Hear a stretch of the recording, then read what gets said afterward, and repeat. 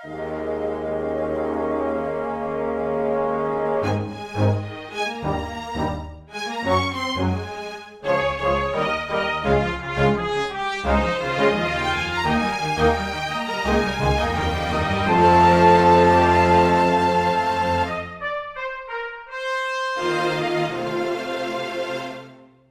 everyone, and welcome to Weekly Manga Recap. It is April the 5th of 2023, and I'm Nick, joined by Quinn. Festive Quinn. Festive vitamin C Quinn over here. I just feel like people should make sure they're having all of their whatever vitamin you get. C, I think. That's why the song was named, or the artist was named it. Yeah, your vitamin C. By eating all your limes and oranges and lemons and whatever the purple one is, grapefruit. I don't know. What am I, a scientist? I don't know. It's just a very fun shirt, and I was wearing a Foo Fighters shirt underneath, and then I was like, let's layer it up with something fun for the cooking manga we're going to be talking about. Except That's right. It's really more of a love story, Nick. It is. It's a love story by way of cooking, which trust me, I fully understand, is one of the ways that people do tend to express love for the people that they care about. And it's very sweet. And that is fully exemplified by this manga, which is she loves to cook and she loves to eat. It's known by a different name in Japanese, like Tsukuritai Onna, something like that. I haven't memorized it. But it is by an artist named Sakaomi Yuzaki.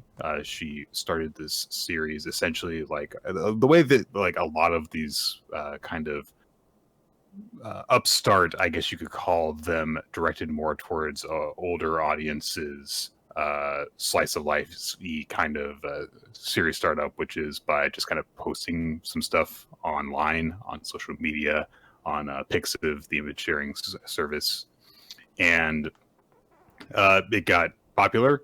It got picked up for publishing, and now Kadokawa Shoten publishes it as a full series. Several volumes of it have come out, and some of them are in English, available through Yen Press. And also, there was a live-action drama based on the series that aired just this past winter. Wow.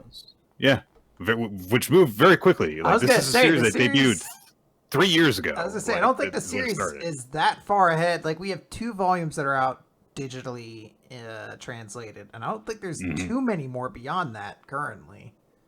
It's not a particularly tenured series. The current incarnation of it is just over 2 years old. So yeah, I was surprised as well when I found out about this. Oh, okay, live action series based on it. So yeah. As to what the series is about, yes, it is about cooking, but it's also largely just about the women, the 2 primary female characters of the series.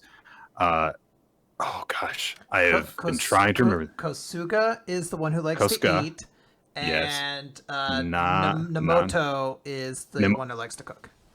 Yes, and so the 2 of them, are women who live by themselves in the same apartment building. In fact, they live 2 doors down from each other in the same hallway. And basically, at one point, Nemono realizes that Kubota is a big eater because she comes home with like 6 KFC buckets, and it's just like, yeah, I'm just gonna eat all these, which. You do you. I was gonna say, that is a lot. Like, I know the gimmick is that she loves to eat, but I'm like, that's a lot. An unfathomable amount to eat. That's a lot of chicken. A whole bucket of KFC alone, I feel like, is a lot. 6 of them.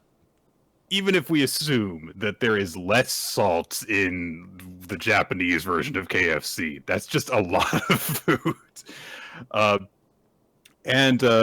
So, meanwhile, Nemono has been kind of like trying to get more into her hobby of cooking, which she likes to do, but she doesn't have really anyone to share the meals that she prepares with. So she kind of has to limit herself to just making like portions for herself, and maybe occasionally like something that she can do as like a prep meal. Then she'll, put most of it away over some time. She can't prepare, like a nice big proportion thing, or like, something that requires that you make enough food for like 4 or 5 people or something like that. So then one day when she's at work, while someone is commenting on the fact that she, brings her own meals from home, they're like, "Oh, look at you! You're good at your job, and you're also good at cooking. You're gonna get yourself a good man someday." And she does not like that because it diminishes something that she loves as just something that she can do for a guy, as opposed to something she wants to do just for her own self-fulfillment and enjoyment. So she goes into a trance and makes too much food in order to basically cope with the emotions that she's feeling in that moment. And when she realizes, wait, shit, I've made too much food. What am I going to do with all this? She goes to visit her neighbor and says, "Hey, do you want to have dinner with me and eat all this food that I made?" And Kubota's like, "Yeah, okay, let's do it." It is a series with just basically two principal characters. There are like background characters that show up a lot, but it is ultimately just about these two.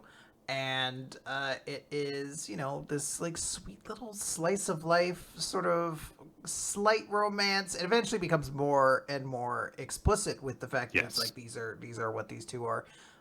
Which I know is something that's greatly appreciated. I know Brawla in our Discord was lamenting recently, having read another series that had this kind of thing, like two gal pals hanging out together, and then like time skip at the end, they both found husbands. You're like, eat shit, nerd. This manga in the second volume kind of explicitly puts on Front Street that they both have feelings for one another, including like a chapter that's giving a content advisory warning at the start. Yeah. It's thankfully not like too bad. I mean, if it has some language you may not enjoy if you're a lesbian, but it basically involves Naboto typing into the computer like lesbians ? And it's about, her kind of realization that she's gay, because she understands that, like, some of the stuff that I'm feeling, my female friends that I hang out with don't seem like they're having the same feelings. So is there like something wrong with me? And as she gets into it, I I love that chapter. Yeah. It's it's tremendously sad and then incredibly happy. It's such a journey in such a short period of time. But it's about the moment when she kind of had that realization of like, oh, I guess I'm gay, because she starts just like Googling stuff, and she looks up like, what is it like when you have like romantic feelings for your friends, and it's, you go Google results tell her, it's like, oh, maybe this might be a sign that you're gay, and she's like, lesbians, and Google goes, oh, hot lesbian action. She typed it into an engine that immediately sent her to the wrong place. She's like, all right, no more DuckDuckGo for this. Sometimes I do need a safe search filter on. But then it shows that like ridiculous dichotomy, that ridiculous set of conflicting standards that people have of like, oh wow, like girl on girl, that's so hot. It's like, what, women who love each other? Pfft. Oh, that's so weird. And it's just very blunt with the way that it portrays that, and then how it portrays her reaction to that of like, the world is essentially telling her that the way that she feels is wrong. And she's like re-experiencing this memory as a dream, and in the dream she's like melting as she experiences this. She just loses all foundation. But then she comes to realize that although the world might tell her that it's wrong for her to feel that way, it doesn't matter, because she realizes that like she wants to be with this woman who has come to mean a lot to her. And it's incredibly sweet and inspiring, really, that just having that relationship is so strong for her. Go ahead, please. There's like I want to, I guess, touch on that similar element before eventually just moving into talking about how many things I love about the series, but the series does. It is mostly a lighthearted, funny, silly, cute series, but it does have these times where it does not shy away from pointing out that there's like a lot of just like misogyny and expectations placed on women that surround them. And it like it's not like heavy. It's like you're like, oh, I'm gonna like sit here in depression, but like it doesn't move away. Like an early chapter, Kosuga goes to a restaurant, is served a small portion of rice, and then sees someone next to her who ordered the exact same thing get a larger portion. She has to like correct the cook and be like, I want the standard portion. And it's a sweet thing later because they go back to the restaurant later and they've now explicitly asked when you order it what size you want, and the cook like recognizes her and gives like a smile. So it's like sweet like that. But there's a lot of little moments like that is really really nice to give like a bit of levity to the series. I believe the mangaka is very sort of active in queer rights in Japan. And there are some focuses they made. Like I think they like sold merchandise that exclusively went towards like a group that's trying to get same-sex legalized. So, which it still has not been in Japan. It seems like it's heading in that direction, but it's still like, it's kind of weird that this hasn't happened yet over there. But then again, I'm American. I've got no right to judge. I was gonna say we might be the other ship passing each other in night. So pretty much. Let's hope not. But like at its core, this series is so fucking cute.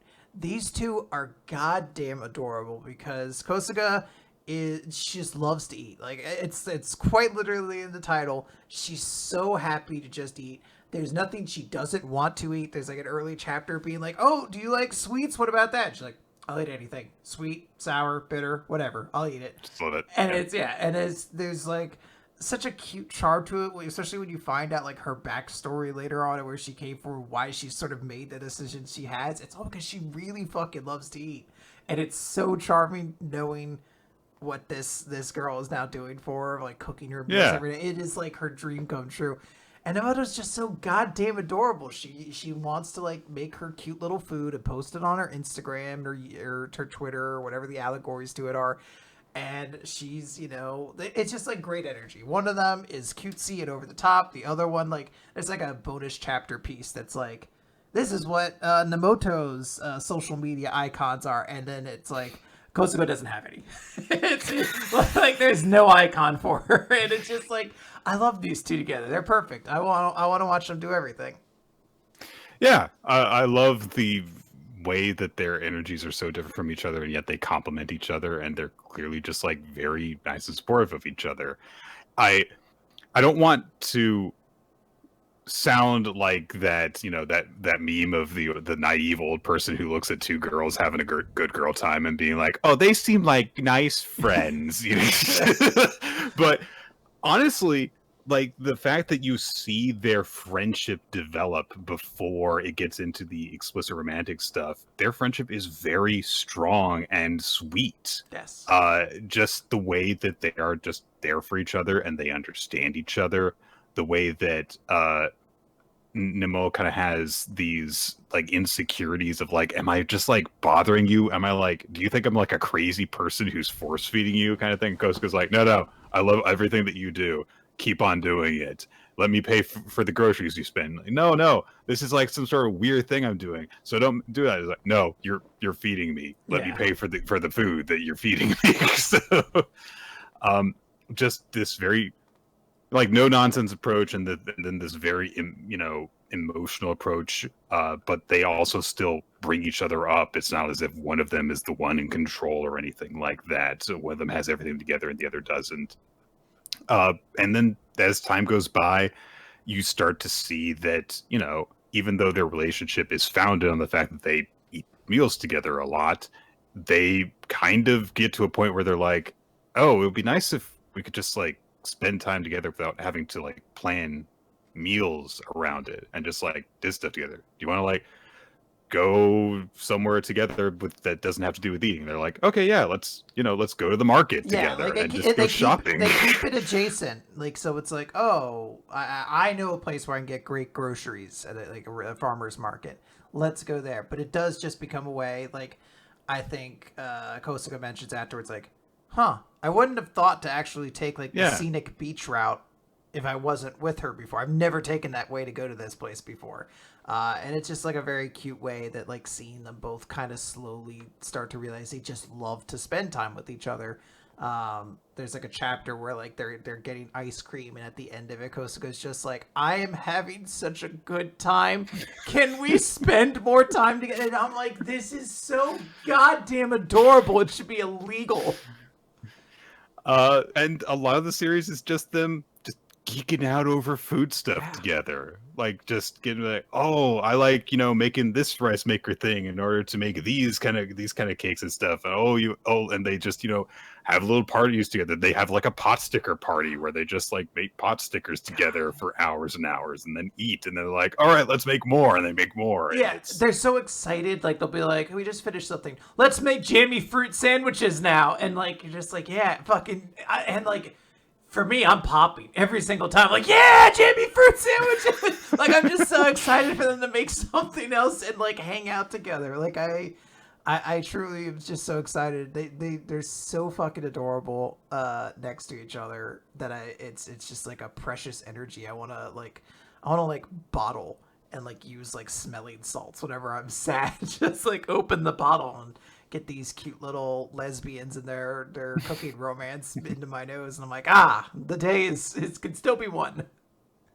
Yeah, it's very great. I will say that yes, there are a couple of times when it does get kind of real, but personally, I really appreciate that. I appreciate that it doesn't shy away from those topics when dealing with the fact that, hey, this is a series which is about two women who are very clearly falling in love with each other.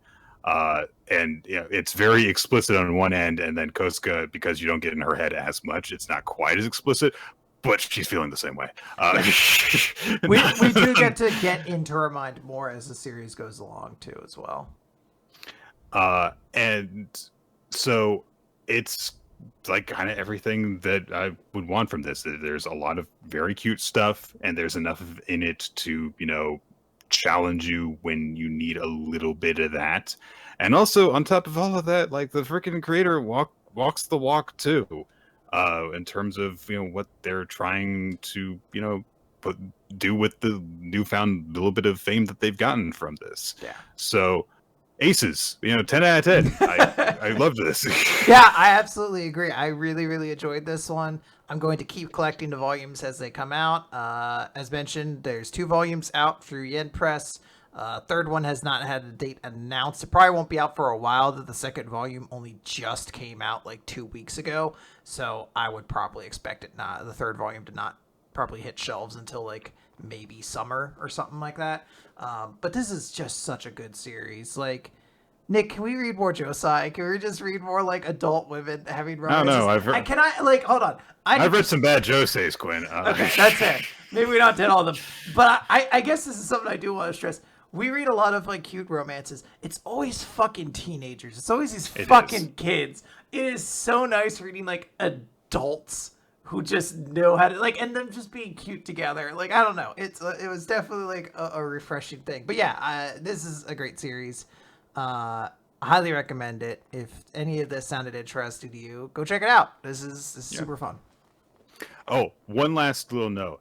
I love the fact that this series features a woman who is of larger stature, and in no way does it ever make out that like, oh, it's funny that she's or gross or whatever that she's big. Yeah, she's a big girl and she loves to eat, and she's delightful to be around and really cool, and that's just kind of end of sentence. So just an extra little cherry on top there. Great.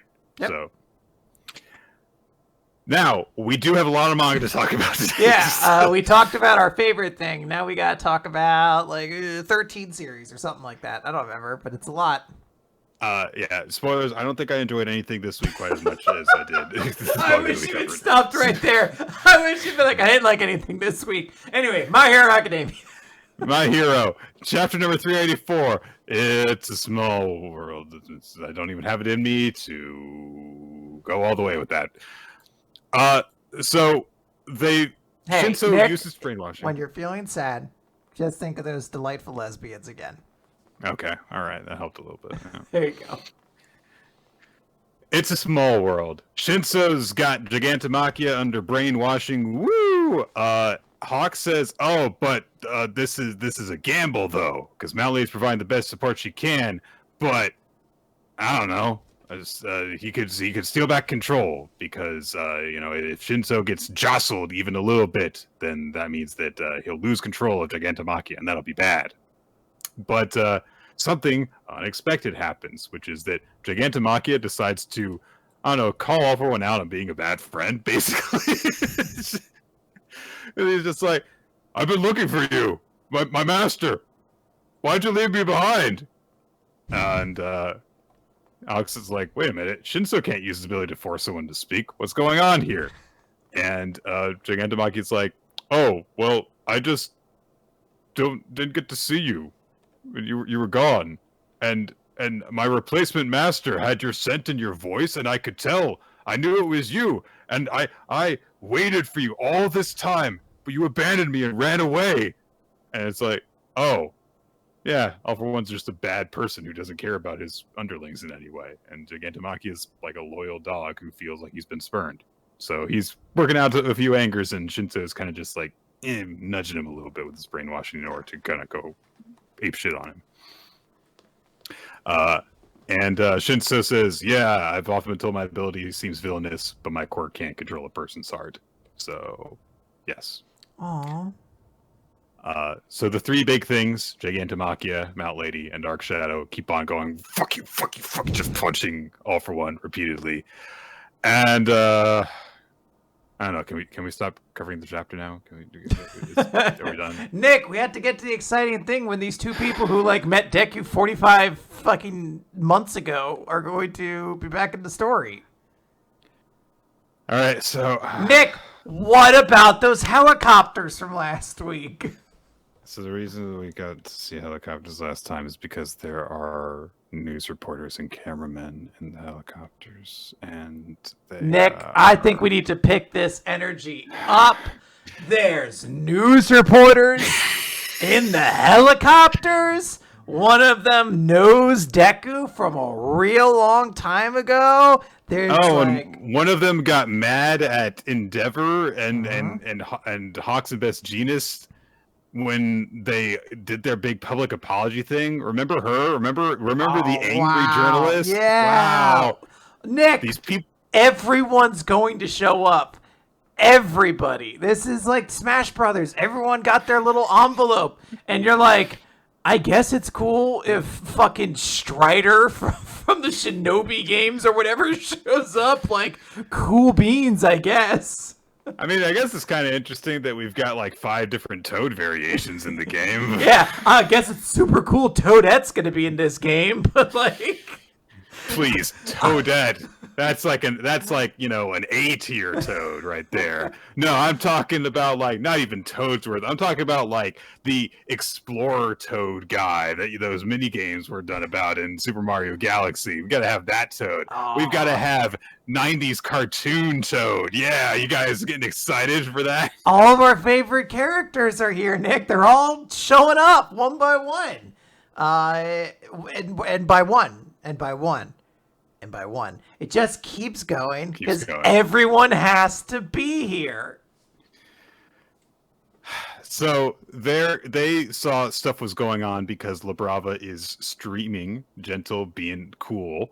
And so they decided to rush to the scene to cover everything because we've got to have 3 different established outlets for how the world can witness this massive event. We've got 4. We've got right? the students. We've got the students. We've got these reporters, and we've got La Brava's Gentle stream. Is there another one? Oh, I was gonna say, aren't there two different versions of reporters covering this story? The one who saw Deku all that time, like back at the sports festival or whatever, and then the one who saw Endeavor. Like, aren't those two different? Like, there's two different helicopters. Two different news organizations. I guess you're right. Yes. So it's four different ones. It's gonna set them all up. Well, one of them has a camera pointed firmly on Gentle. Which, hey, I'm all for it, you know? Back when, like, Brett Favre joined the Minnesota Vikings, and there was a Favre cam that you could access that just followed him fucking everywhere. I want that. Look at those tax documents on the ground right there. Don't you look at those. What about that phone? It looks like it has maybe a nude picture on it. Nope, don't look at that either. Just a simple country boy. I never did nothing wrong. I've never committed a crime in my life at this point in time. No, the Jets were before this, so I had. Yes, they were. But I'll never commit a crime again. Unless I make a lot of money by doing so. Oh, boy. Remember all them touchdowns I threw? I threw remember I threw like 7 after my dad died or some shit like that? You gotta feel bad for me now. Hey, remember all those stupid interceptions you threw too? Nope, don't remember those. Don't remember those. I think I won a ring, didn't I? That's all I needed. You did. There you go. Yes. The point is of this is that because all these organizations are making sure to broadcast this story, now the world can witness what is going on. And I mean the world. It's not just Japan. It's people who around the world are going to get to see that Japan is still struggling against this huge villainous force. The story's not over yet, and we get to see in this massive 2-page spread all these different shots of people watching stuff on TV and on their phones. Also, the president is there. Just witnessing events, and so if these people see what's going on, maybe they'll eventually start to try and lend their support and actually do something. But we'll see. Yeah, we spent half a chapter on that.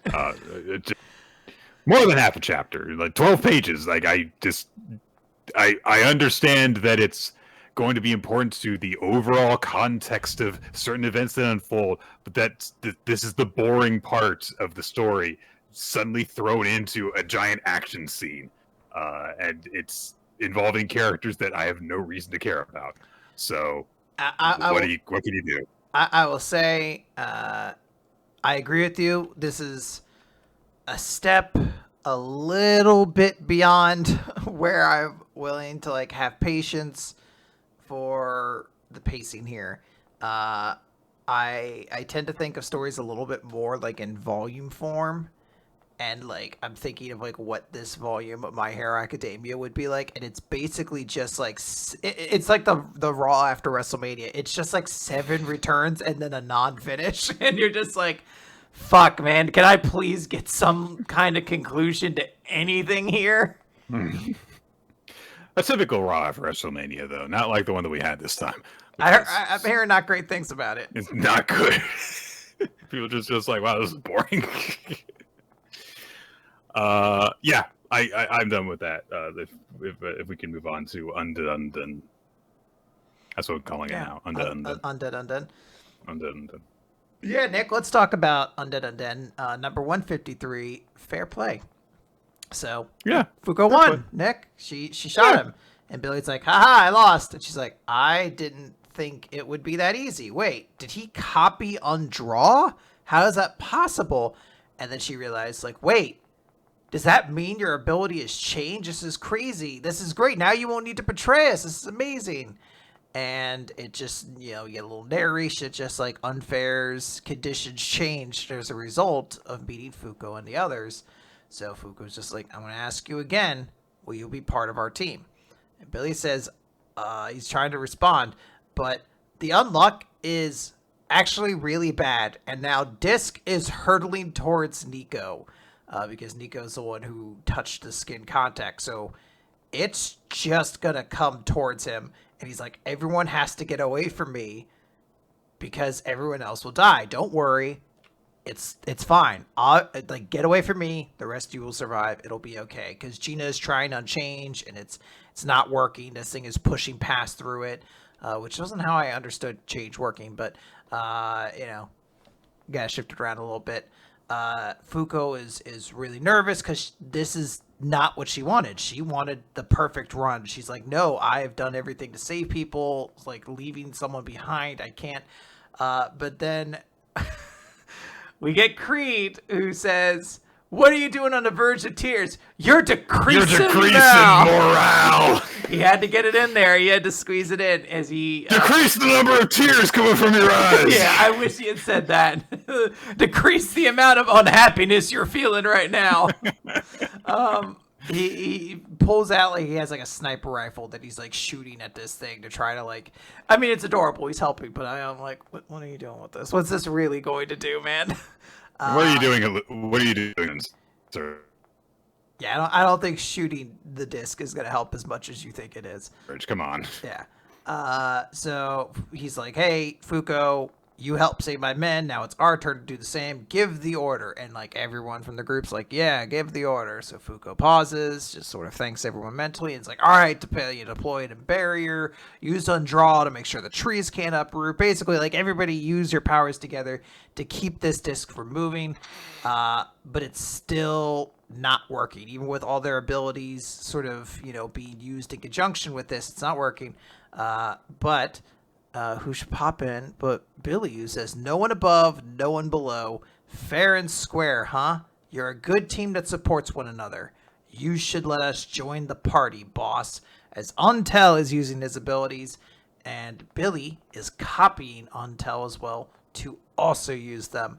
And their abilities are kind of causing the disc to not move as much. Again, I'm still not entirely positive how Untel stops things from happening. Hasn't really been established yet, no. I think it has been to a certain degree if you remember everything he did back in the previous loop, but I don't. I'm sorry. I know someone's tried to explain this to me in comments before, but I am such a dumb baby, and I apologize. But they're like, look, this isn't going very well.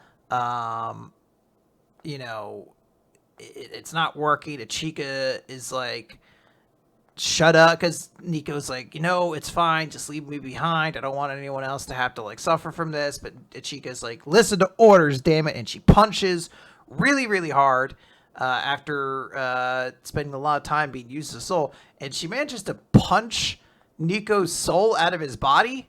And Fuko's like, oh my god, wait, no, this is it. Everyone run away. Everyone get on the cloud, run away. Nico's like, what do you mean? And just like, Fuko's like, stay right there. And the disc is just going to crush his soul.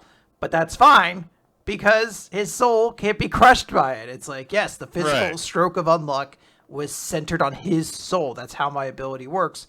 So we'll just let it crush his soul, and then his soul will be fine. It works. Disc is destroyed. And there's a bunch of explosions, but then they find, like, oh shit, Remember landed here. Like, that was the whole reason we were here to begin with.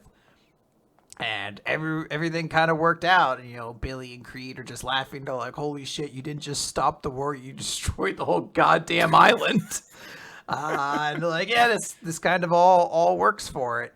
Fuko thanks them for their backup, and like, what do you mean? That was just teamwork. We're a team, right? So it's like, aw, all of them have joined up. So it's like, all right, what's our next plan, boss? And Fuko points to the night sky and says, space! We're going to save little Phil.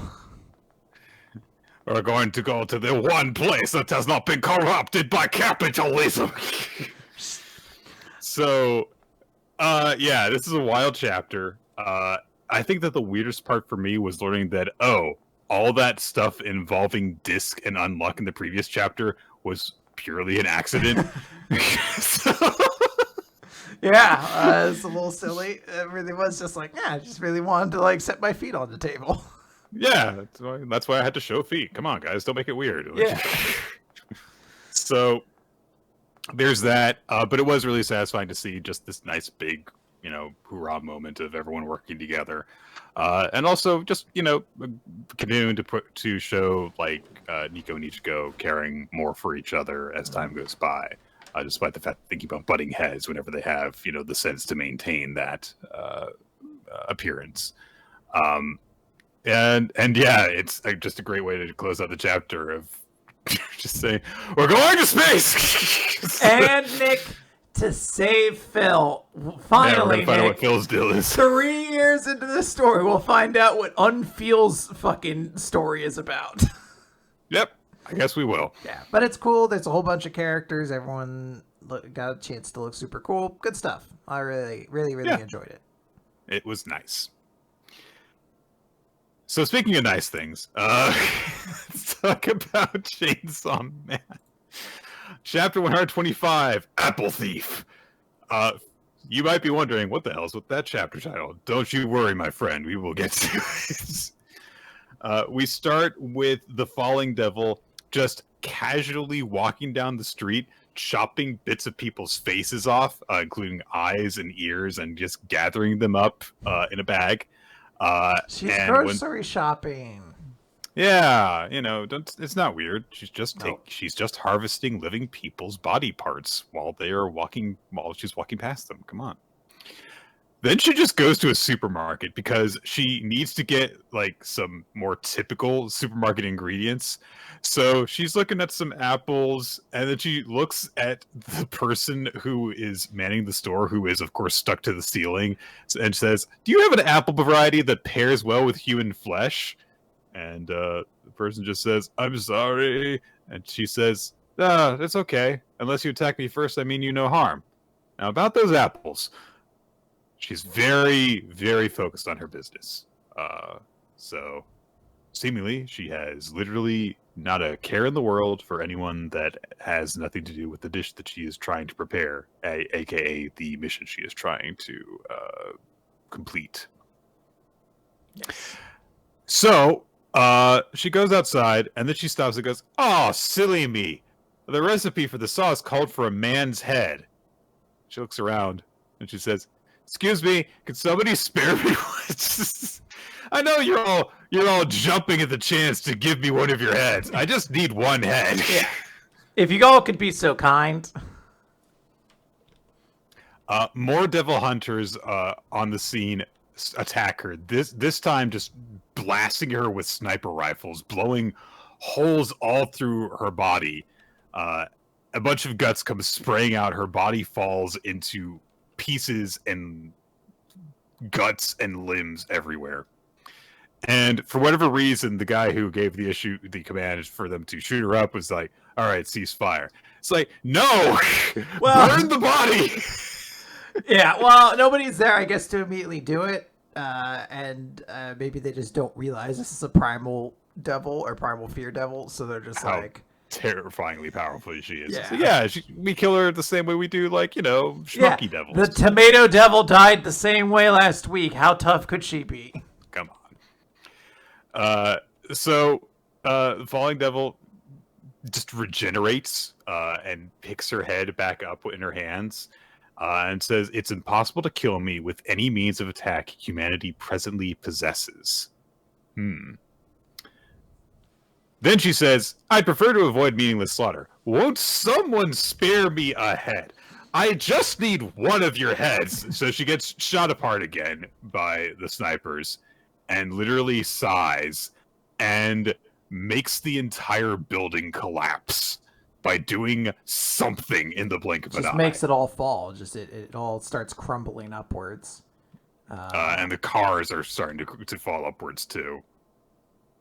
So this, of course, dislodges one of the snipers from his perch, and he goes, "Ah!" And she cuts his head off. And thank you. So she's like, "All right, now all I have to do is make Asamitaka fall, and the dish will be complete." So she specifically wants to use her ability that way. We get a great moment though. A fantastic moment. Yeah, because then Chainsaw, it's like, "Vroom!" She's like, "Baroom." So like, I like how she pronounces it out loud. And she gets chainsawed through the back as Denji goes just tearing straight through her without stopping, and he looks upon this act of wanton slaughter and destruction she has committed, and says, "You stole those apples, apple thief!" What is the funnier takeaway from this? That he saw all those things and decided apple thieving was the worst thing she did?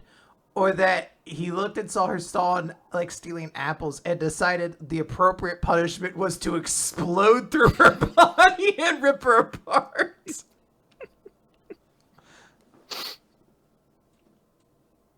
I don't know. I guess when you put it that way, it's crazy all around. Yeah. Honestly. That doesn't quite work though, as the Falling Devil's not dead yet, and she starts slicing up Denji's body too, even with her body ripped in half. And then we've just got these two devils, or I guess one of them is a devil-human hybrid, just bodies constantly falling apart and regenerating back together, slicing each other up. And Denji, with his neck holding on by like a single cord, sticks his head chainsaw through the Falling Devil's head and goes, "Yeah!" So he's doing okay. And the Falling Devil says, "This is the first time I've been on the menu." Just like a full snare drum effect on this lame joke. This insanity. So wild, so wacky. So fun. Yeah. I wasn't expecting Denji to show up at quite this timing. I know that he was alerted to what was going on, but yeah, and I wonder if he's going to catch on to Asa's involvement in all of this or not. Uh-huh. In the meantime, my God, that's crazy. Kaiju number 8. Chapter 83. Hey, Kikoru had a conversation with Kafka prior to this big assault by all the kaiju, where she specifically said, "Hey, don't come help me, because look, I've been getting a lot of help, people rescue me, but we need to not do that. I need to actually be able to fight these things on my own, so just believe in me and focus on the enemy in front of you." It's like presented in both like I have my pride way, and also a very just objective, like, look, if you're saving me, then we've kind of already lost. I've got to be actually strong enough to fight these things. Yeah. So Kafka's got to fight this thing that's been messing up the less important characters, and so he gets reprimanded, saying, "Hey, you can fall back." And he's like, "No, it's okay. I won't lose. This guy's mine." And he goes full kaiju transformation, and the shockwave goes out as all of the other kaiju detect Kafka has transformed, and they're alerted to his presence. And in headquarters, everyone's like, "Shit, did we give him permission to deploy? No." And Ball, director guy, is like, "The original plan was to have him preserve his strength until the battle with number 9. But now I guess we have no choice but to use him now." Oh, they'll all end up dead, like Ikoru's mother. I was gonna say, like, how do I work that into this? How do I like it? Every time he's like, I gotta get there again. I gotta get to that gimmick. Mm-hmm. And Kafka can sense the huge kaiju powers at each location. And he can actually pinpoint where they are. Like, okay, that one over there is the one fighting Vice Captain Hoshina. That one's fighting Captain Narumi. And he also senses the one that is fighting Kikoru. And he just gets on the comm, and he says, "Hey, Kikoru, I'm not coming. I believe in you." Aww. It's like, nice moment. Just like, hey, it doesn't need to have a big speech. It's like, hey, I believe in you. You got this. Yeah. And that's just it. The kaiju that he's staring down gets a big, wacky grin on its face, dashes backwards, and starts running in place. And as it runs in place, he just goes through 55,000 leg days all at once. His calves just get insanely huge. He pumps. And then he gets real pumped. It goes into his back as he takes a runner's stance. And its power increases as it does so. And so everyone was like, shit, you've got to run, you got to get out of the way. And it dashes towards Kafka, huge punch coming in towards him, and Kafka, without moving an inch, lifts up his hand and catches the punch. And the kaiju is shocked. Kafka says, I'm going to focus on my enemy and mop the floor with them. And he steps through with a big punch to the chest and knocks it into the bridge above them, knocks some teeth loose. It goes through the bridge, and its body distends and breaks apart into bloody chunks. Yes. So that's pretty cool. That's pretty metal. I like it. Kaiju number 15, the one who is still taking on Kikoru's appearance, but, with black, but goth, says, Kaiju number 8 is on another level after all. We're supposed to join forces and eliminate him, so I guess I better finish this fight off so I can... And she looks over at Kikoru, and Kikoru has regained her senses and has life in her eyes again, and is picking her weapon up. Looks like you can't stop Kikoru, Nick. You can't put a good Kikoru down. She's ready to get back into the fight. I didn't hear no bell. Ding, ding. It's just... They just start speaking entirely in Rocky quotes at each other. We hate lightning and craft thunder. I was trying to think of a Polly quote, but they're all racist. My prediction? Pain. I will break you. If we could change, if I could change, you could change. We'll all change. Oh man, that's the way that the entire series ends, is Kafka giving a big heartfelt speech to Kaijusha. If most series that have a conflict should end with the Rocky four-way of a fight between the two of them, and it ends in such a way that he wins over the audience, and it's like, guys, what are we doing here? Like, can you imagine, like, Eren Yeager just fights up against one of the Titans, comes in, and it's like, guys, this has been crazy. Yeah, the inverse of that happens. This was a pretty fucking just straightforward, awesome chapter of Kaiju number 8. Kafka showed up and kicked ass and said a nice supporting thing to his friend who's also going to kick ass. Nice. Aw. Good stuff. What is it? Spy Family. Spy Family. It's Spy Family Mission 78, Quinn. We had a hard time last time in Spy Family. I'm not ashamed to say it. It was not good. How do we get back on the horse from this? Well, having Anya and Bond in the chapter is probably going to help a little bit. Yeah.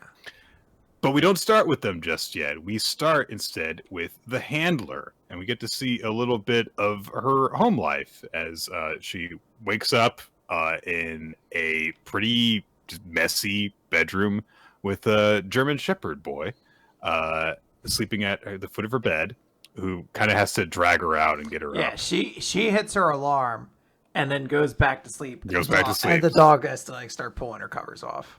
Yeah, and she's like, oh, it's cold. No. Understandable. So she shows up for work at the Westales Embassy in Astana, and everyone's greeting her like, "Oh, you were kind of getting close to getting late today, Secretary Sherwood." And she says, "Oh, I left my materials." And she's like, "Oh, and there's Sylvia. There's dried pasta stuck to your clothes and stuff." So she's not looking all that put together as well. So she says that she's going to go up to a different floor in order to look for some files that she's missing, but really she's using the Get Smart machine entrance to get into the secret base. So she hits a special code on the elevator buttons and then announces out loud, "Ugh, I'm tired," and that's the code for her to go down to base. I love that there's a glasses swap. Like she changes glasses. Her real glasses. Also, her hair is considerably better looking when she doesn't have that hairstyle. It's it reverts to its natural form. Foosh. She's more put together at that point. Mm-hmm. Still looking pretty tired, though. But that might just be because she's all just has the tired eyes. Aren't we all, Nick? Aren't we all? Mostly, yeah.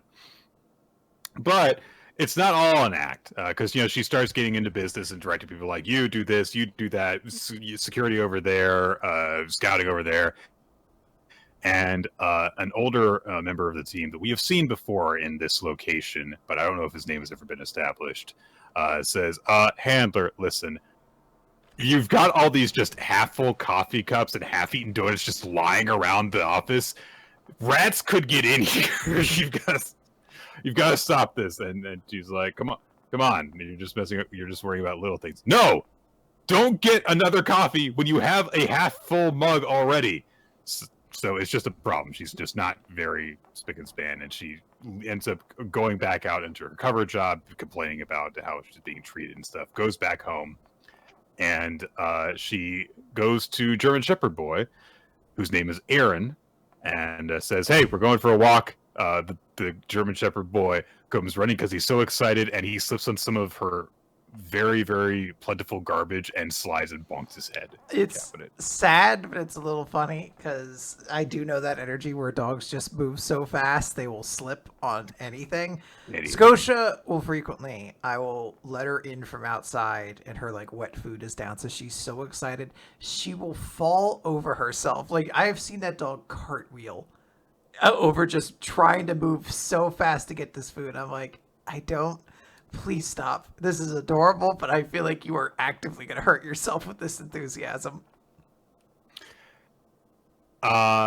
So finally the handler acknowledges, like, all right, yeah, maybe this is kind of my fault for not tidying up. I used to keep a neater house, and she looks over her room and her mind goes to a scene where there is an adult man playing with a little girl.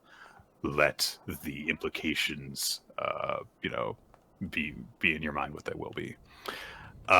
So the handler just thinks to herself, like, when you've been alone for long enough, stuff like this just doesn't seem to matter anymore. Okay, you need to stop being so real, and like right now, that's not cool. You're like, maybe some more silly dog jokes, perhaps. Silly dog jokes. Let's go to the dog park. Yeah, Quinn, did you say silly dog jokes? So yeah, the handler goes to the dog park, where it just so happens that Lloyd has taken Bond and Anya to, and Anya and Bond are running around chasing each other and stuff. And Sylvia and Lloyd start speaking to each other in code, acting as if they're strangers who just so happen to be, exchanging pleasantries. She kind of says, like, hey, what's your daughter doing here with you? And he's like, look, she really wanted to play.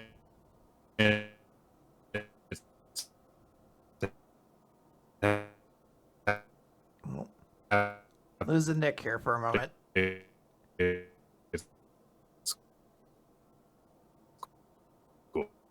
Oh, come back any moment. Any moment. Damn, this one's really got him.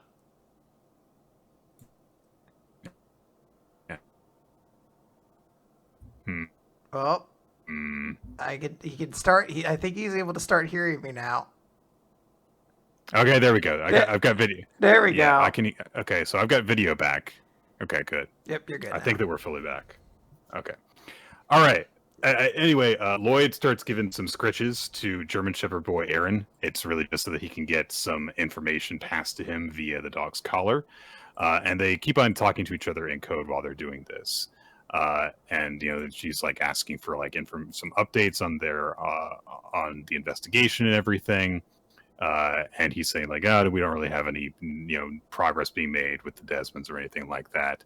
And then he recognizes, like, wait a minute, I remember this dog. This is that dog that like was going to try and attack me during the whole bomb case thing, which is where they ended up getting Bond from.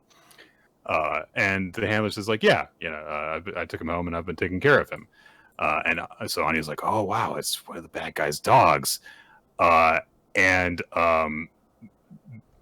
German Shepherd Boy Aaron and Bond start talking, and Aaron's like, oh, it's been a while, huh? And Bond's like, who are you? And Aaron gets really angry because like, why don't you remember me? He has feelings. He's got such feelings. But Anya brings up like, hey, you want to play with that doggy, don't you, Bond? And so the handler's like, okay, we're done here, and tries to leave, but Anya runs after them and starts being a little girl, like, oh, what's your doggy's name? And my favorite moment in this chapter happens where she says, what's your doggy's name? It's Aaron. Cool. Who's he named after? Oh, I looked at a book of names, and that was the first entry. And Aaron's like, what? That's how I got my name?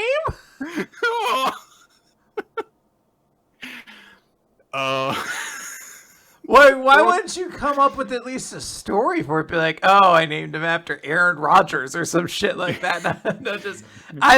It was literally the first name I saw, and I typed in dog names.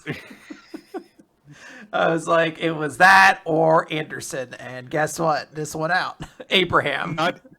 Not even dog names, just a book of names. Well, fair enough. So Anya challenges them to say, like, hey, let's see who's got the better dog, Bond or Aaron. And Lloyd tries to, like, beg out of it, but the handler's like, yeah, let's do it. And she says to Twilight and Co., like, yeah, let's find out which of us has done a better job of training our dog.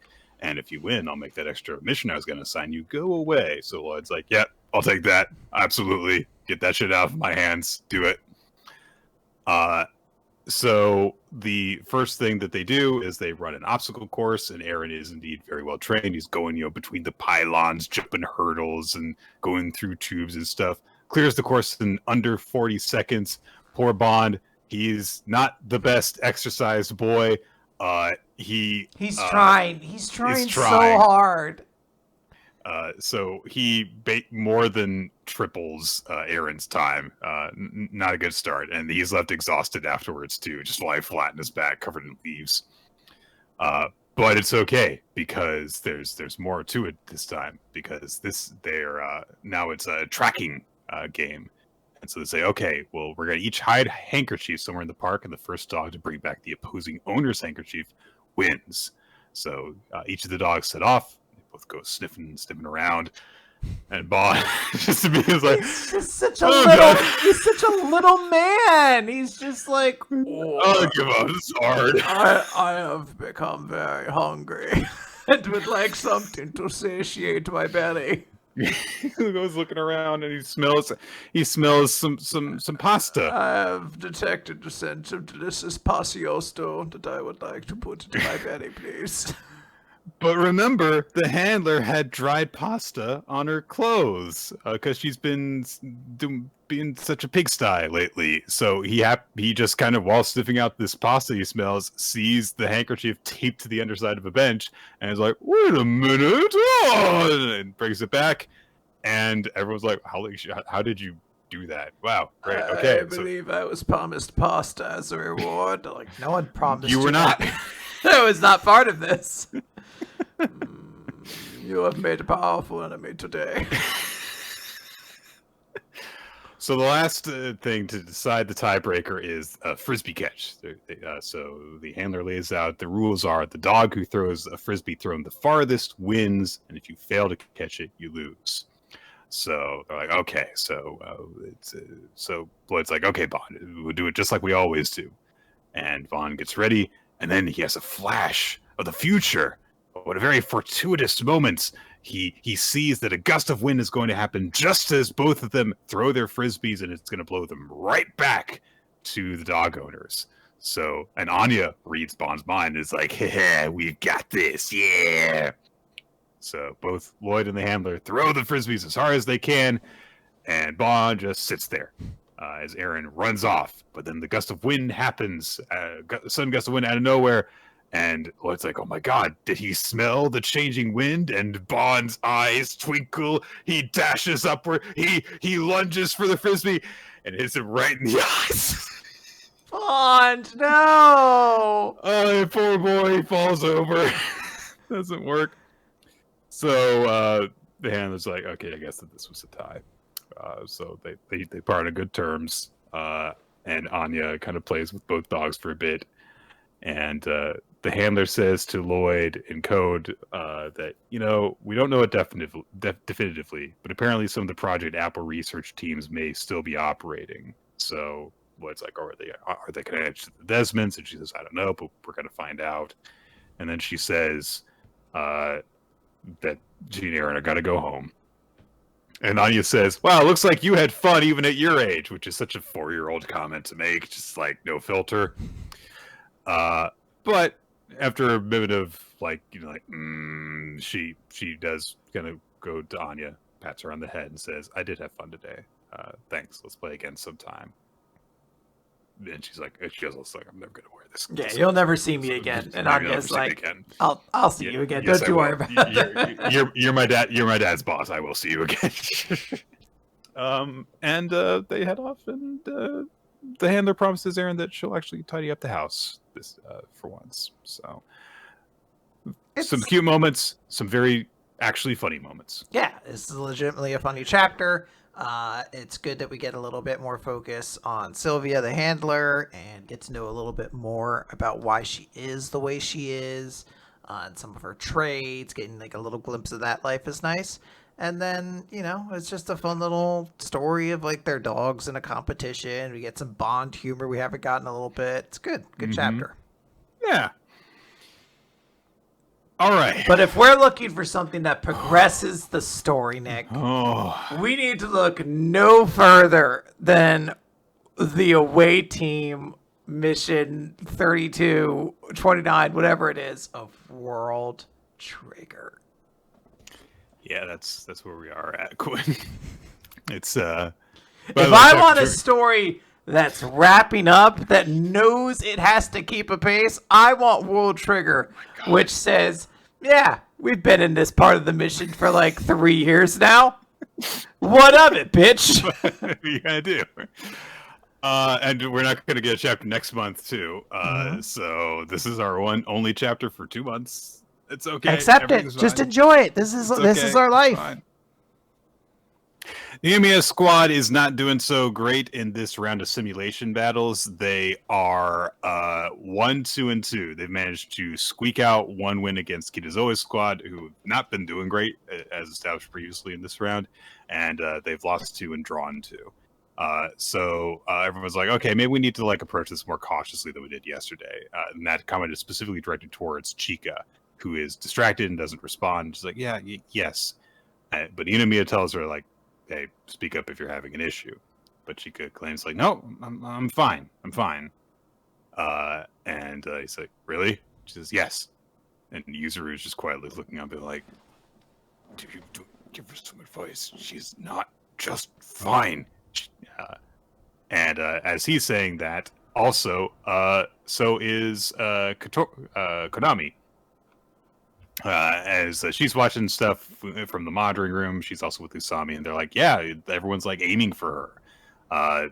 And she just keeps on getting torn to shreds, and Inamiya's just like, no, just do it. Just figure it out yourself.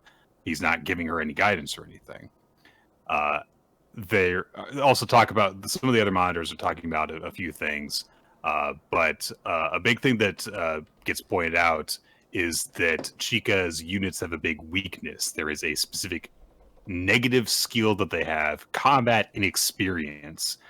So any attack that they use consumes an additional action token over its standard requirement. So her action economy is really, really, really, really bad. So they go over that, and then we get to see that in action as the next time team that Ninamiya squad is going against is Sua squad with Osamu. And so they're like, okay, so here's what we're going to do. Ninamiya squads use bagworms, so we'll use Oki's units with Grasshopper to scope out the enemy area, and we'll figure out where they are. They immediately scout things out, figure out, okay, Chika's units are all clumped together in one spot. So they've probably caught on to the fact that Chika's got a big weakness. And they're like, oh, okay. And Katori says, yeah, but that's not going to change our strategy, is it? And Osamu's like, yeah, we're going to target Chika first. So no mercy between squad mates there. Yeah. And we get some background from the data swap that they did with Kodera's unit, which is like, okay, Chika doesn't have very many action tokens, and she's also got combat and experience, so she just doesn't have as many chances to attack as you might expect. And Kodera's like, yeah, she's a freaking underpowered character in this game. And we get just kind of a very basic explanation of yeah, Chika basically stops at a point at less than half of what Katori can do with her action stuff. So if they just focus on the defense and evasion early on each turn, then they get a lot more action tokens later in the turn, and it's basically like Chica's units are entirely eliminated from the equation. And they can't even refresh the shields that they've been attacking and stuff like that, and eventually they just blast through her defenses. And that's what happens. It goes exactly according to their plan, and Chica is being overwhelmed.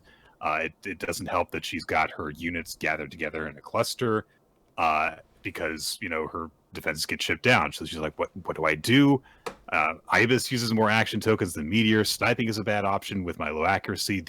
If they were to come within range of my hound shots, I could do something. And so I was like, stay out of range of her hound shots. It's just immediately after that point. And they're like, yeah, okay, we're doing this really easily. And they just keep on coming. They penetrate into Ninomiya Squad's formation. Ninomiya, we get kind of like an explanation of like how some of their stuff has been going for them lately, and how Chica's units are all stuck in one side of the map, and why this is good for Osamu's team.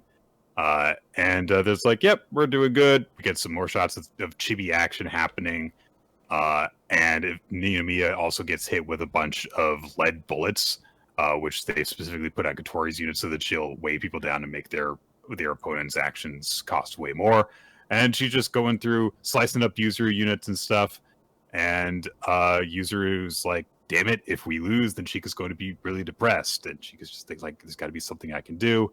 And Yuzuru looks to Ninomiya being like, what the hell are we supposed to do? And, no one's saying anything, and Ninomiya's not saying anything. And that's where we leave off, with people kind of questioning the point of like, hey, is Ninomiya like actually going to be any form of effective leader when he's got all these, younglings that don't have a lot of experience under him? It's interesting. We don't really get much out of Ninomiya. No. Everything is very clinical. Like a response happens. Like he's like, oh, they gave Katori a lead bullet, and there's like an exclamation point, but his face never changes. So it's very hard to read if he is like someone who is just overwhelmed when he is working with people who aren't already competent. Like he works very well in his Ninomiya squad because his two subordinates are like highly capable and like listen to his orders and skilled already. But when you're in this situation with somebody like Chica, who is like a raw talent who needs to be led, maybe doesn't know. Or is this like part of his strategy and like it's just tough to like get a gauge on it? Like we haven't spent a ton of time with them. It's curious. We also don't get to hear a lot from Asuma's standpoint, who I assume would be the other person who, if he's like, hey, Ninomiya is fucking up, that would make a lot of sense because that is literally his whole gig is like, I like to train young snipers. So it's curious. We don't see a lot from him, so I wonder if we're being directed to believe Ninomiya is doing a bad job, and then at the end of this, he's going to be like, look, I'm going on this away mission anyway. You probably are too. I needed to kind of put you on the ropes and see how you'd react or stuff like that. Because I kind of always got the impression he has some level of affection towards Chica. He doesn't look down on her as much as he does everyone else in that squad, basically. So, yeah, I do think it does feel that way of like, okay, we're being set up to think one way so that it can be kind of surprising when something else happens. But I am curious what that other thing is, because, like you said, we're not really getting a lot out of the other two people in that squad in terms of what's going on in their heads. Well, Nick, hopefully we'll get to find out when we return to World Trigger sometime in June. All right. Akane-banashi. Akane-banashi. Story 56. She's here! No exclamation point, I guess. She's here. Yep. We get a recap of what's going on with this Rensei Kai. How everyone's being judged on a 15-minute performance. The first person to go up is Tama, who is doing okay. We get some chatter between the journalism team, where the girl says, like, oh, that guy was such a Rakugoka. And he's like, what are you talking about? She says, well, I thought that, like, Zenza was, like, you know, when you train and learn how to be a Rakugoka, so I figured he wouldn't actually be all that skilled. And the answer she gets in response is, well, the Arakawa school does a lot to bring up new talent. So the Zenza that they have are all insanely talented. So it's got to be a different scale that we're judging them on, essentially. And he also says, look, in the past, Kaisei was the guy who struck out as the obvious winner, and this year, she's here, referring seemingly to Akane, of course. So Akane goes and talks to Tama to kind of like, you know, congratulate him afterwards, and he's like, ah! So he's very nervous.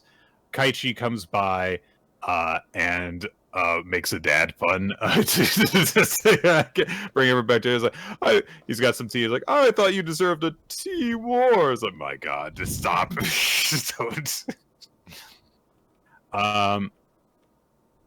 So he's going around just like, you know, being nice and kind of being hospitable to people who are nervous and stuff.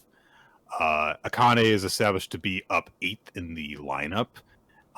And Tama's like, hey, have you talked with the people before you? And she's like, well, I was hoping to get to know people. And he says, no.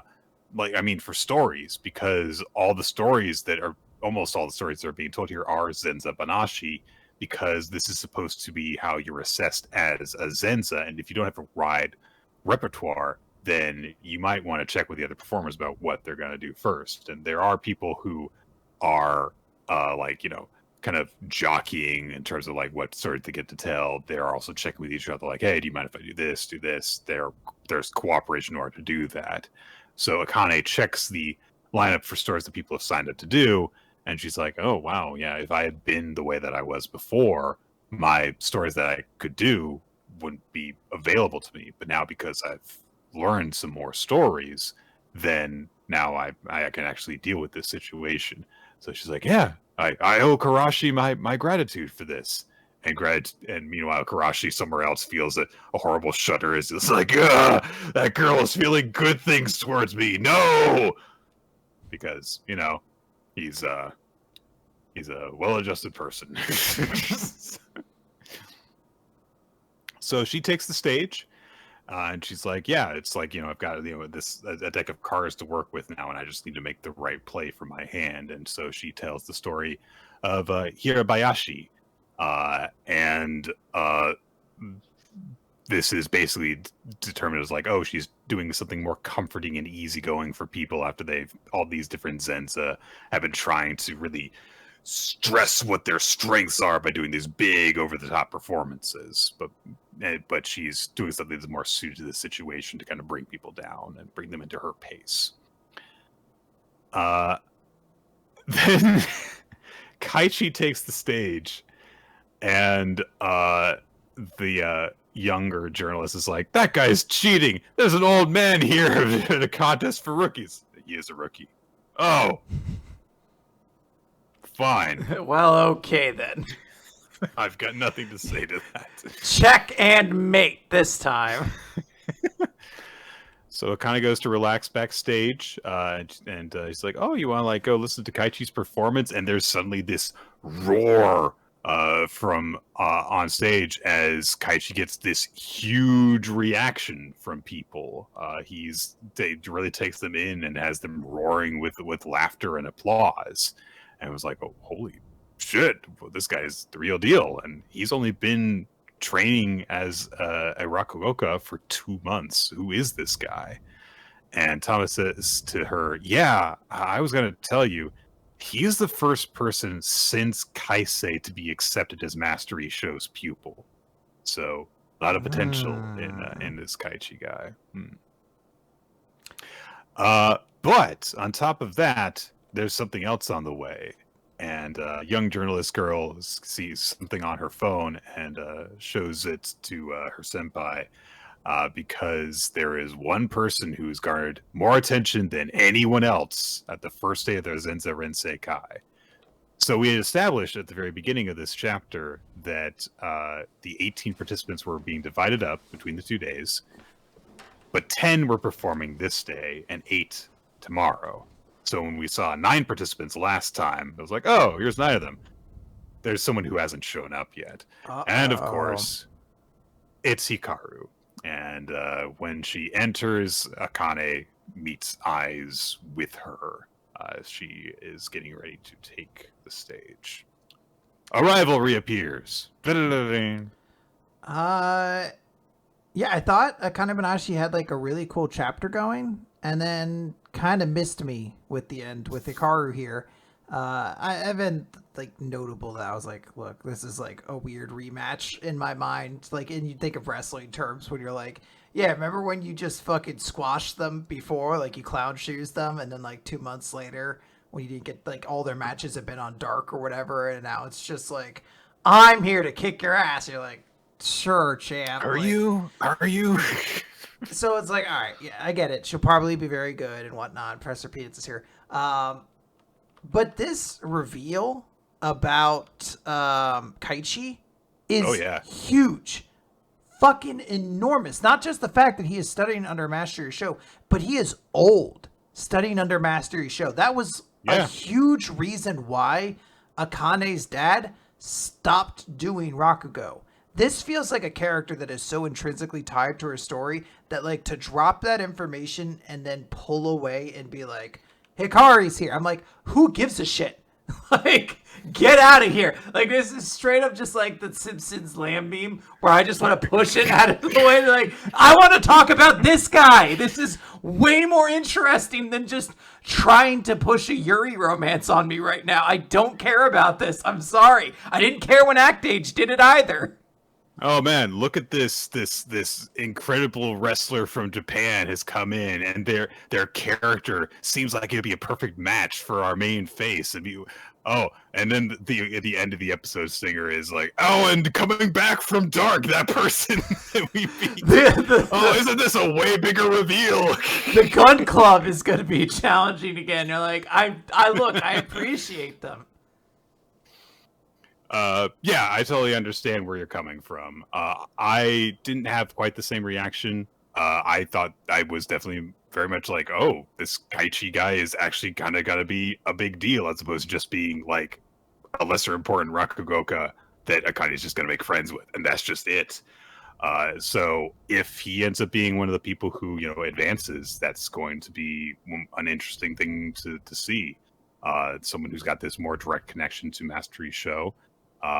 Presented as an obstacle, wrapped up in a very nice, hospitable, cheesy pun spewing dad. I was gonna say, like, that this energy, it's just so interesting as a rival that can only exist in a Rakugo series where you're like, absolutely, oh my god, here he comes. He's just busy like being like, hey, what's up, sporting, and doing fucking dad jokes. Putting on his fucking vest and shit. Oh yeah. I guess we'll see what Hikaru has learned and if it's impressive. But really, there hasn't been, I don't think, a lot that's been given to you to get you excited. Beyond just like, well, she's been taking lessons with Master Urara. I was like, okay, so did Akane. So yeah. Look, I'm sure she will be impressive. I'm not saying this won't be. I am just saying there's a reason why I'm not enthused about this character than I am about this other one who, like, the details they provided already have me be like, I'm way more interested about him and his connection to Akane than anything Hikaru has, which, again, on the surface, I kind of feel like is just there to play into like they're like rivals, but maybe fan artists, you could do something different with this. Maybe you think something differently. Get your head out of the gutter. This is very wholesome. Nothing so perverted and gross has ever come out of a Rakugoka series. Ever. It has something? Is there another one I'm forgetting? Yes. Yeah, not one that we've covered in any way. Okay. It's fine. Okay. I'm bitter about it, too. So. Okay. All right. I'm sorry, Nick. Blue box. Chapter number 95. It's back. Oh, no. And better than ever. So. Face facts. Your opinion don't matter, Nick. Oh, come on! You gotta know a little bit. Nope, don't know the rest of it. Okay. Not one of my themes that gets regular rotation, I'm afraid. So, hey, so Ame, Chinatsu's basketball team won their first run match, so they've advanced, and she's able to meet up with Yumika afterwards. And so they start talking, and she says like, "Hey, what are you doing here?" And Yumika says, "Well, I got a ticket from that guy on the boys' badminton team, so congrats on winning. I'm sorry about making it sound like you were slacking off before. I was being narrow-minded." And Chinatsu says, "Yeah, and I'm sorry because I didn't say what was on my mind back then." And she starts to tear up, and she says, "I just wanted to play so much more basketball with you. I didn't want you to quit. And I wish you'd talk to me." And Yumika's like, "Why are you crying?" And she starts crying. "I wanted to play basketball with you." Fucking adorable. God, what dorks. So they finally, they apologize to each other, and they make up, and are like, "I missed you." And then Nagisa it comes up and says like, "Why are you guys crying?" She's like, "She started."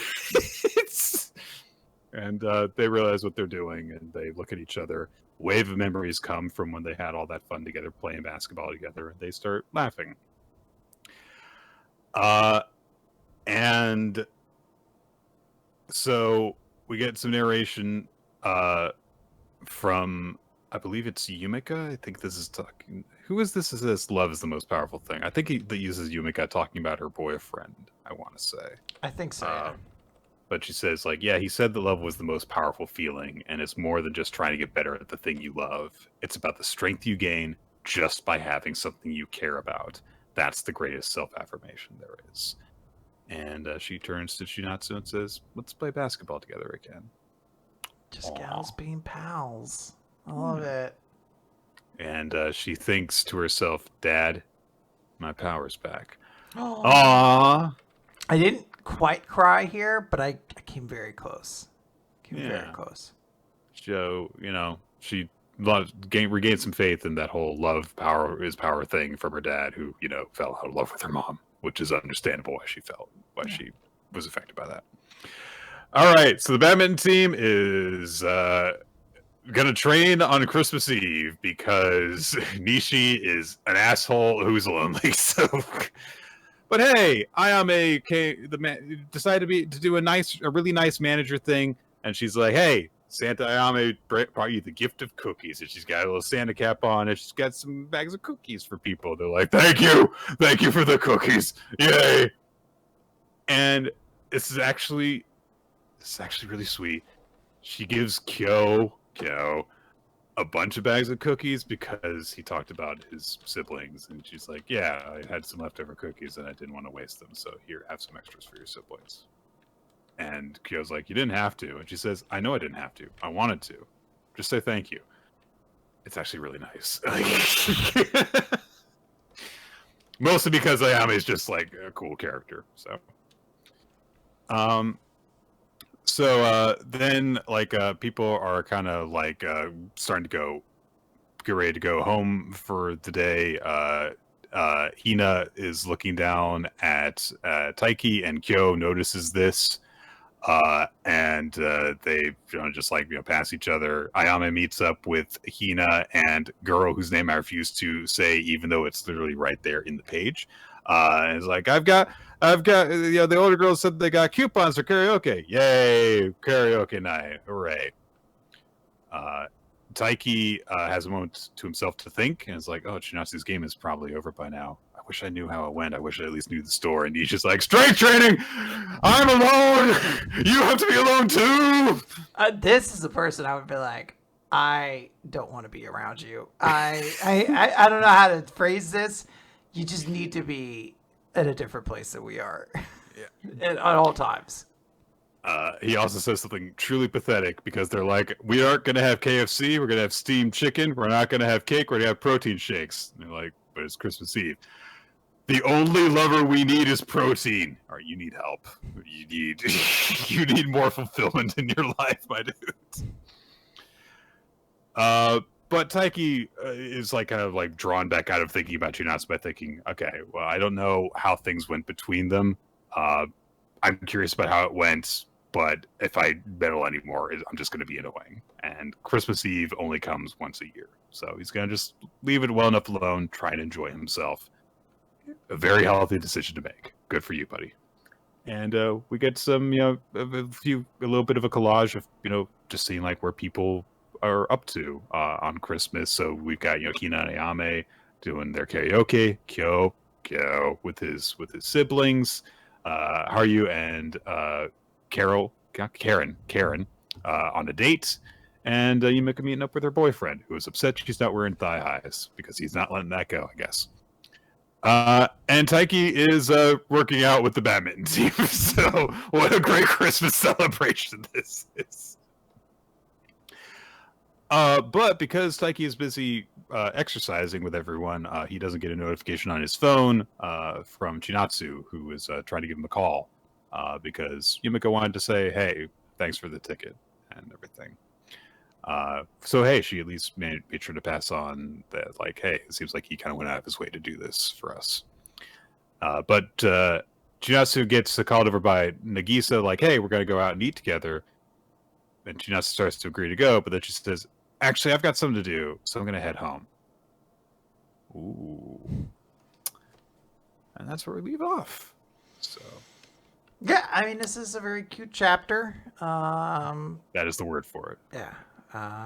And I'm glad Natsu and Yumika are friends again. So, good stuff. I don't know if we're going to have the big sports series dramatic thing of like, when will Yumika rejoin the basketball team or anything? She'd have to switch schools to do that, which would be wild. Yeah. Maybe it'll happen. It would definitely make it easier to, include her in future stories within the series. But as is, it was just nice to have this moment of reconciliation between two friends who had fallen out of touch with each other. Yeah, it's very nice. I really did enjoy it. Mork. Boy,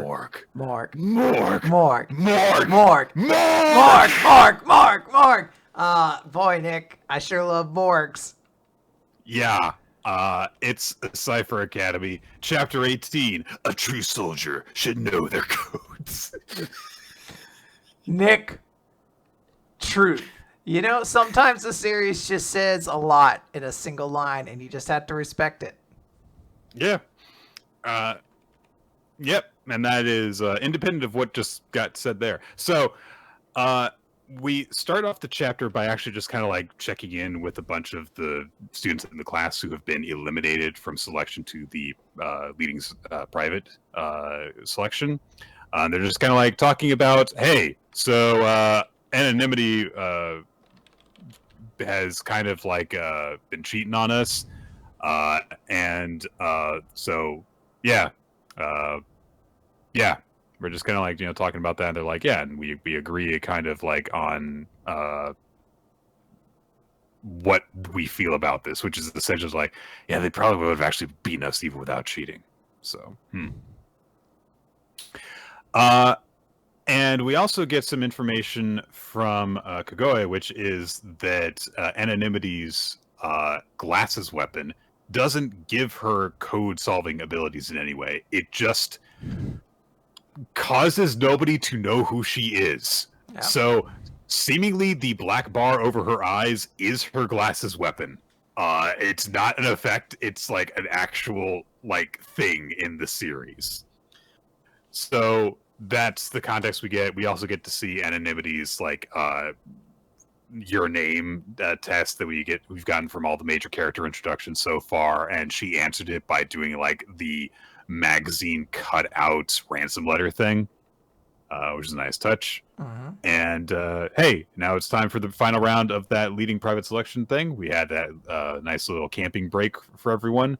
Now it's time to have everything come down to this. And as it turns out, Iroha was right, kind of, about there being a vote to decide who should be the leader.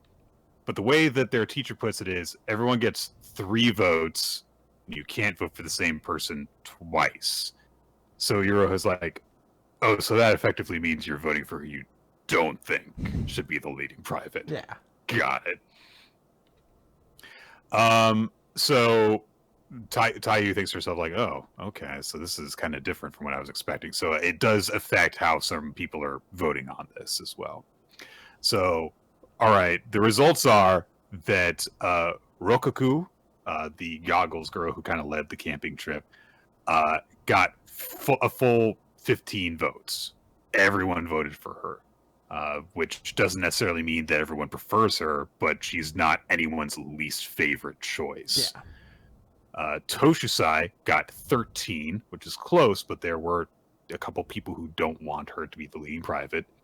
Anonymity Requested got 12 votes, one less than Toshusai, which surprises her because it's like, oh, I thought that you would all hate me for what I did. I cheated up and down. I really would have assumed that you all wouldn't have been on board with me. Yeah. But some of the students think of it as like, look, if everyone only got one vote, no one would have voted for her.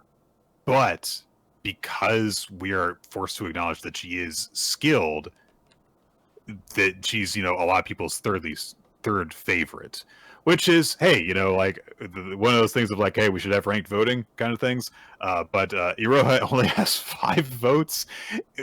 All he needed was to be more than 5 people's third favorite or better, and he only got 5 votes. This poor guy. So what is the effect of this? And he does also know right away who actually voted for him. And it's no surprise. It's like all the people that he kind of got closest to during what we've seen so far in the trials that he's faced. Ensa, gave him a vote, and Oboro and Nohime and everyone. So the number of votes that they get are converted into poker chips for the leaky poker game that they are being put against each other in. And we get kind of a reiteration of the rules, which is like, look, the game is poker, but codes are involved in determining what the cards are. And we get this, honestly, really cool-looking soup spread. So fucking awesome. Everyone's going so hard. It's not just that it's like a cool shot, but it's also like the way that everyone is posturing. So Anonymity is like doing a thing where it looks like she's trying to cheat, even though she can already see everyone's hands because that's the point of the game. Toshusai is leaning in a way that has to be uncomfortable. Just has to be. Yeah.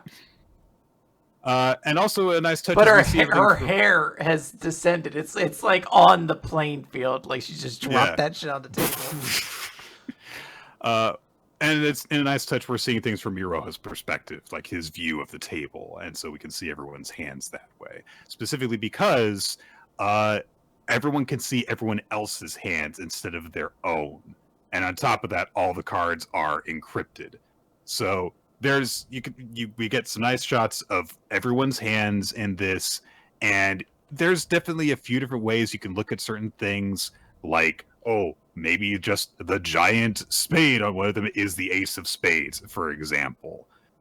One of them, later on, we see one of Iroha's cards that he's holding, we see is words taken from like the Red Queen's Run, I think it is, from Lewis Carroll's Alice books. So it's like, oh, maybe that's the Queen of Hearts. So there's certain things that seem like immediately, oh, I get what this could be. Mm-hmm. And then there are some where it's just like, that's like a radish with a face. What is that supposed to be? That one's a hammer. I don't know what the hammer means. And also it's set up so that, you see each other's hands instead of your own, and you have to bet based on that. So, what you're supposed to do. Kagoe has a conversation with her AI. Oh yeah, remember this guy who showed up once? Like a dozen chapters ago? And he accuses Kagoe of designing the rules of this game specifically for Anonymity Requested. Which surprises me because he's like, I thought that you were kind of like rooting for Iroha to win. And Kagoe says, look, I do love Iroha, even if he doesn't end up as the class leading private. When it comes to poker, however, I mean, I feel like it's got to be, this. So Anonymity immediately opens up with a 3-chip ante, and remember, the most that anyone has is 15, so that's pretty strong ante. And so they're like, okay, Anonymity demonstrated the ability to solve a lot of codes at once, so she probably has already deciphered everyone's hands.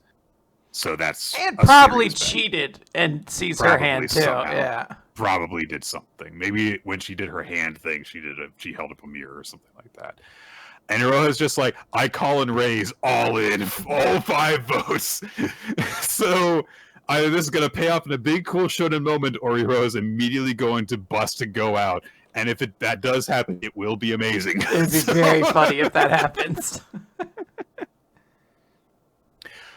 So yeah, that's where we leave things going. And Iroha's like putting on a brave face. And he just says to Anonymity requested, are you good at keeping up a poker face?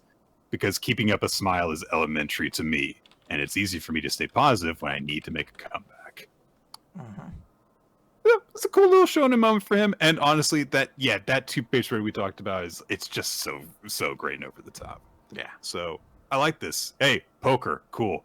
It's you can do cool stuff with You could do cool stuff with poker and shonen. Very much so. All right, Nick. Only for a little bit longer. We finally got the real news. We did.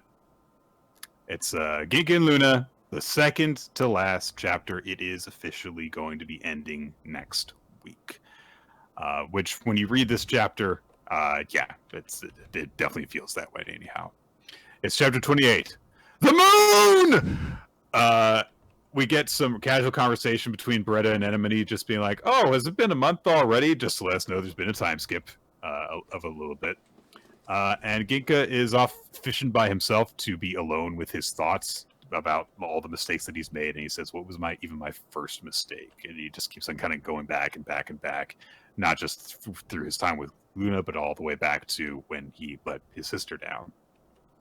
And he says to himself, at least Luna's still alive. Now that she's forgotten about me, she could live happily ever. The Dark Mage guy who was around for a little bit shows up and says, you're wasting away, Ginka. You didn't even notice me at this short distance. You've grown weak. And Ginka's like, yeah, I am weak. And he thinks back to when he first joined the guild, and it was like, oh, you've got horns. That's so cool. You've got incredible magical talent and stuff. And he's like, yeah, I was happy I could use my abilities. But honestly, I knew that my sister must be cursing my name because she'd waited so long for me to come and save her, and then she died. All I'd brought her was misfortune. And he's haunted by the visage and his dreams of his dead sister bleeding from everywhere and going, why didn't you rescue me? So he's cool and well-adjusted. He's fine. Yeah, he's doing great. He's doing fine. So even though he was, doing good work and helping people and trying to take, happiness in that, he just wanted to be forgiven for failing so badly. And Dark Wizard Guy is like, you were strong back then, Ginka. Anyway, I'm fishing with you now. So I guess this is his way of being a good friend. And he tells him that, like, look, you're different than you were before, Ginka, and I want to be stronger than anyone. That'd be enough for me, but you're not the same as that. What's going on with that child? Do you really understand the happiness of others? You don't even understand yourself. So Ginka goes off, and he goes on this long path to a tomb, a mausoleum that he essentially constructed himself, where he has placed the skull of his sister, all the remains of her, in this like floating, watery grave thing that floats in the middle of this huge mausoleum. And he thinks to himself as he goes in, like, maybe this was a little bit overboard. Maybe I shouldn't have built it this big for one person. But then he thinks to himself about that makes him remember, like, oh, when we were kids, we would talk about, like, oh, it must be nice to be a king because they sleep in giant rooms with nice warm beds. I remember she said that to me once. But no, she didn't say that. I said that. And he actually remembers what she actually said, when he said, like, oh, it'd be nice if we had a really nice place to sleep. And she kind of bumped him on the head and said, look, those might be good for castles, but I like it here because, look, we've got this great view of the moon. Even kings don't get to see this view. And he acknowledges, like, would she actually, like, would she do that? Why would she actually blame me for not rescuing her? That's not really her. That's just all in my own head. That's an illusion that I created. My actual sister, even while we were in a life of poverty, never blamed anyone for it. She never complained. And I forgot about that at some point. Whenever she sensed I was depressed, she would do stupid stuff, and she would make me laugh, including putting flowers in her horns. Isn't that cute? And he just thinks to himself, she was always so kind.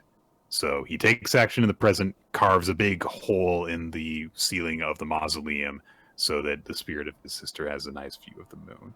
Isn't that nice? Aww. And I guess that happened in the past, or I don't know. He's talking to Darkness Wizard guy in the boat, so I don't know what the timing of all this is and how it relates to each other. Anyway, Dark Wizard guy encourages Luna, like, look, you know, that child's magical energy is what's keeping you alive, so how come even though she's forgotten about you, you're still here? Shouldn't you be doing something else right now? So Ginka thinks to himself, if I want Luna to be happy, what would she have to say about that? And he thinks about her as he actually knew her, and in his mind, he imagines her saying, of course, I'm afraid to lose my memories, because I worry if that would change who I am. But there's one thing that's different from before. This time, I've got a lot of people who remember what sort of person I used to be. Aw. And so he barges into a room where all of our favorite characters are. All our favorite characters. And says, I've got a request. So we're going to have a big farewell chapter next time, I'm sure. And that'll be that. Yeah, this is officially done. Next chapter is the last one. We start getting new series very, very soon.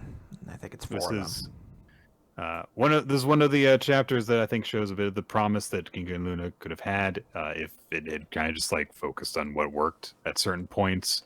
It seemed a little bit aimless at times. I think we can safely say on reflection. Yeah, I feel like next week will be a spot where we can really sort of dissect what we thought worked with the series and what didn't. So I will simply say this chapter in a vacuum shows some promise, but ultimately it is a series that has felt like it has been having the Grim Reaper specter over top of it for like 3 months now. So I'm kind of glad to see it's just about to get out of here. Yep. Just kind of get past it. With all due respect. All right, Nick, let's talk about Mashle, Magic and Muscles, chapter 150. Yeah. Where is there not? Ochoa and the Choice of Betrayal. Oh, right. There's a cover spread this time. So yeah, we open with Ochoa, who has watched Innocent Zero basically take out the rest of the Divine Visionaries, and he's like, "Phew! I really made the good decision to switch sides. That really worked out." And he's just thinking to himself, he's like, sorry, everybody, but, you know, it just works out like this way, you know, and I'll get to serve as Innocent Zero's loyal butler. Complete with bushy mustache. Yeah, and then we're going to travel in the summer, and then in the winter, I'll curl up with his dog. And it's about just picking the right side, you know, and I made the right decision. So we see Innocent Zero approaching Mash, who has like a big barrier protecting him. And he's like, this is a stalling tactic and a pitiful one, and just sort of explodes it. And he's powering up his big special ultimate attack. He's going to kill Mash, but he's hit with a gravity attack. Ochoa is also hit with it. And we see he deserves it. Yeah. We see Finn, Lance, and Dot are all still up, and they're like, it's not over yet. He's like, you students, I spared you, and yet you still stand against me. And Ochoa's like, why are they still resisting? He turns, he sees Meliadul, and Meliadul's like, Ochoa's like, yeah, boss lady, you know I've already gone in on Innocent Zero, right? And she's like, shut up. Oh no, he specifically says if you don't stop talking, people might start to think we're friends. Yeah, he says shut up because people might start to think we're friends. And Meliadul's like, look, since the moment we met, You've always sucked. You've always been the worst. You're trash in human form. Or better yet, the trash of the trash. You lie and cling to people. You betray them. You do everything to save your own hide. You're the scum you'd get off the bottom of the pot if humanity were boiled down to its worst elements. No one is more completely unlovable. And it was just like, really cutting deep there. But she pauses and says, yet. And we see like a montage of how Meliadul met Ochoa, like kind of underneath like a collapsed building, and took him in and, you know, trained him and did all these little things. And then sees him later on, like she sees him steal a piece of bread, run off, and she follows him and see that he's feeding like a puppy who was stuck in the same spot he was. And she says, yet I know that for all you are not evil. When you cheat at life, a part of you fails to follow through, and that is why I can never hate you. You are one of the most human souls I know, your inner ugliness included. Flee. Innocent Zero will kill you when this is all over. You are nothing to him. You are just someone else to kill or enslave. So go find some cave to live in. And Ochoa's like, yeah, you're right. I'm probably just going to be killed as an afterthought. Thanks, bye. And Meliadul just thinks he runs off like, you know a person long enough, flaws be damned, you come to care about them. Yeah. And Ochoa's just like, look, I feel bad for you all, but I gotta live. And there's nothing evil about that. Everyone puts their life first. And as this is happening, basically, we see Innocent Zero taking on the last of the Adler students, and he sees a big laser blast come towards him, and he's like, oh, I don't want to die, and boom, big gravity attack knocks it down, and Lance is like, just go and get out of our way. And he's like, hey, why did you protect a traitor like me, though? And Lance says, I just no longer want to live in a way that would disappoint my sister. And there's like a beat, and he's like, because I'm obsessed. And he opens up his shack and he has like 100 yeah, we pictures. Can't forget about that. Can't forget about Gotta that. get a little gag in there. So he's like, if I can't do that much, I might as well be dead. And we end with a little bit of a flashback, Nick, to explain the question we've all been asking. Why does Ochoa have like a gator hat on? And it shows that Meliadul gave him one because he was such a coward and scary cat. So if he put on this gator suit, he might have courage. Aww. The most courageous animals known to mankind. Alligators. Gators. Yeah, this was a very nice chapter. It was very neat to see Mashle of all series hitting on the point of like, look, even the worst of people don't deserve to just be killed for no reason. You know, and I'd like that she pressed the point of like, look, you're awful. You're so awful, but I know you're not actually evil. And so she has grown fond of him, kind of in spite of all of that. And despite the fact that she fully acknowledges, like, you're a really shitty person, but I care about you. And I love the way that she lays it out. And I also like that we have to wait a little bit before we see any form of like another shoe drop with Ochoa, like if he's actually going to try and help out or anything like that. It's like, no, he's just, instead of fully throwing in with Innocent Zero to preserve his own life, is just running away to preserve his own life. Yeah. But will something happen with that? I don't know. It would be really funny if it didn't. Like he did. Exactly. That next chapter, he is just like, all right, peace, he just and runs away. Leaves. Yeah. But I imagine it is going to lead into something like a sweet little moment. So yeah, it's a different kind of thing than I think we're kind of used to with Mashle, but it was very, very nice, and also it did have some silly jokes too. Absolutely. All right. So there's some fighting going on in Elusive Samurai, Miura 1335, because of the fighting stuff happens, and the redhead brother guys are fighting on the front lines, and one of them gets their arms just fucking chopped off immediately. Like, wow, I'm glad we got to know this guy too.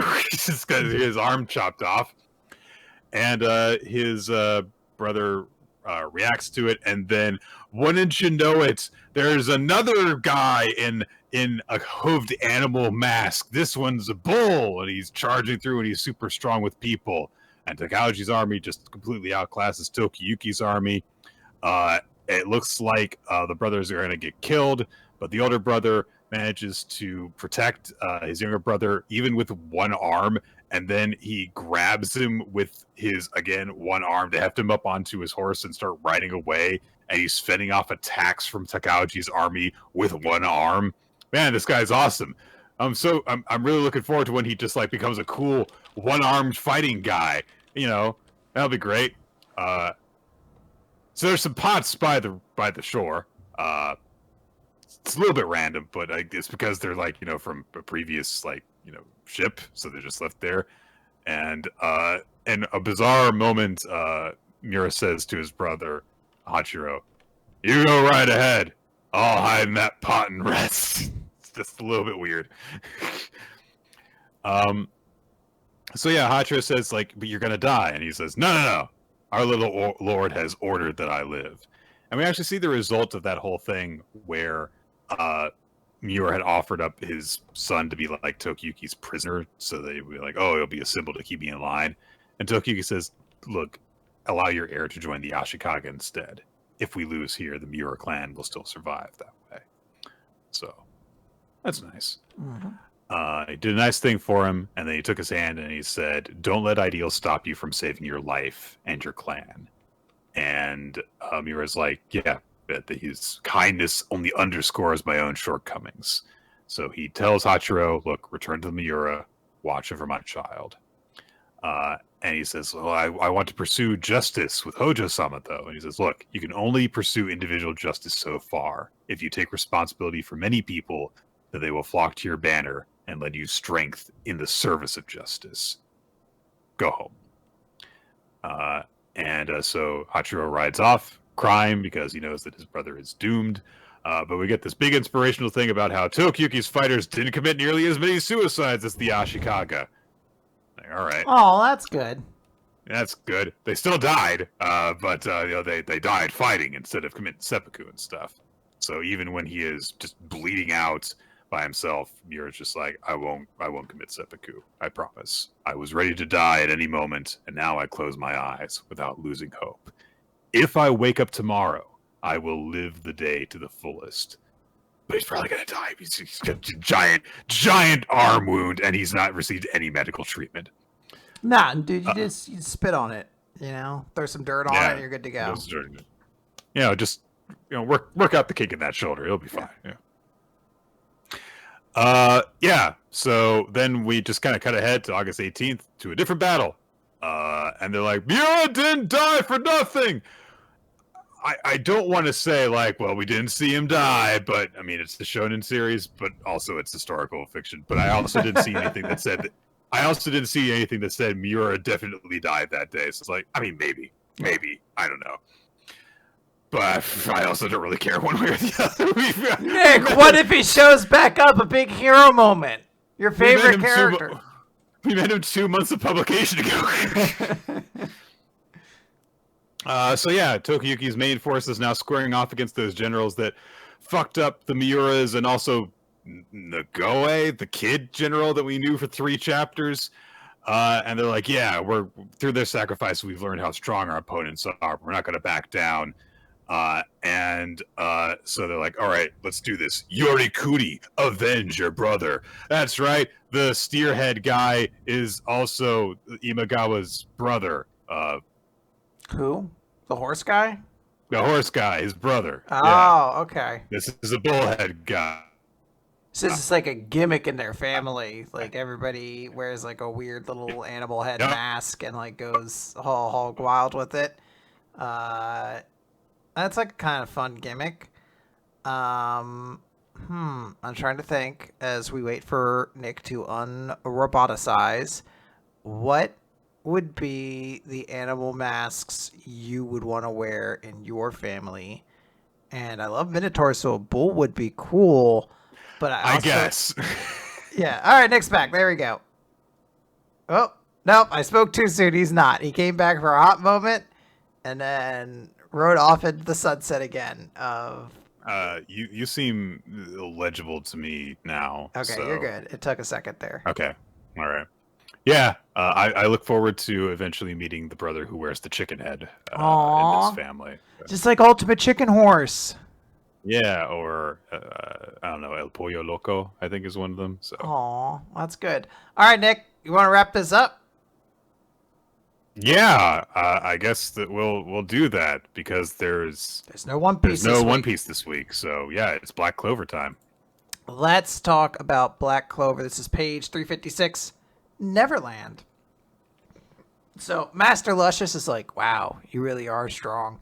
But you're gonna need to do more than that to defeat us.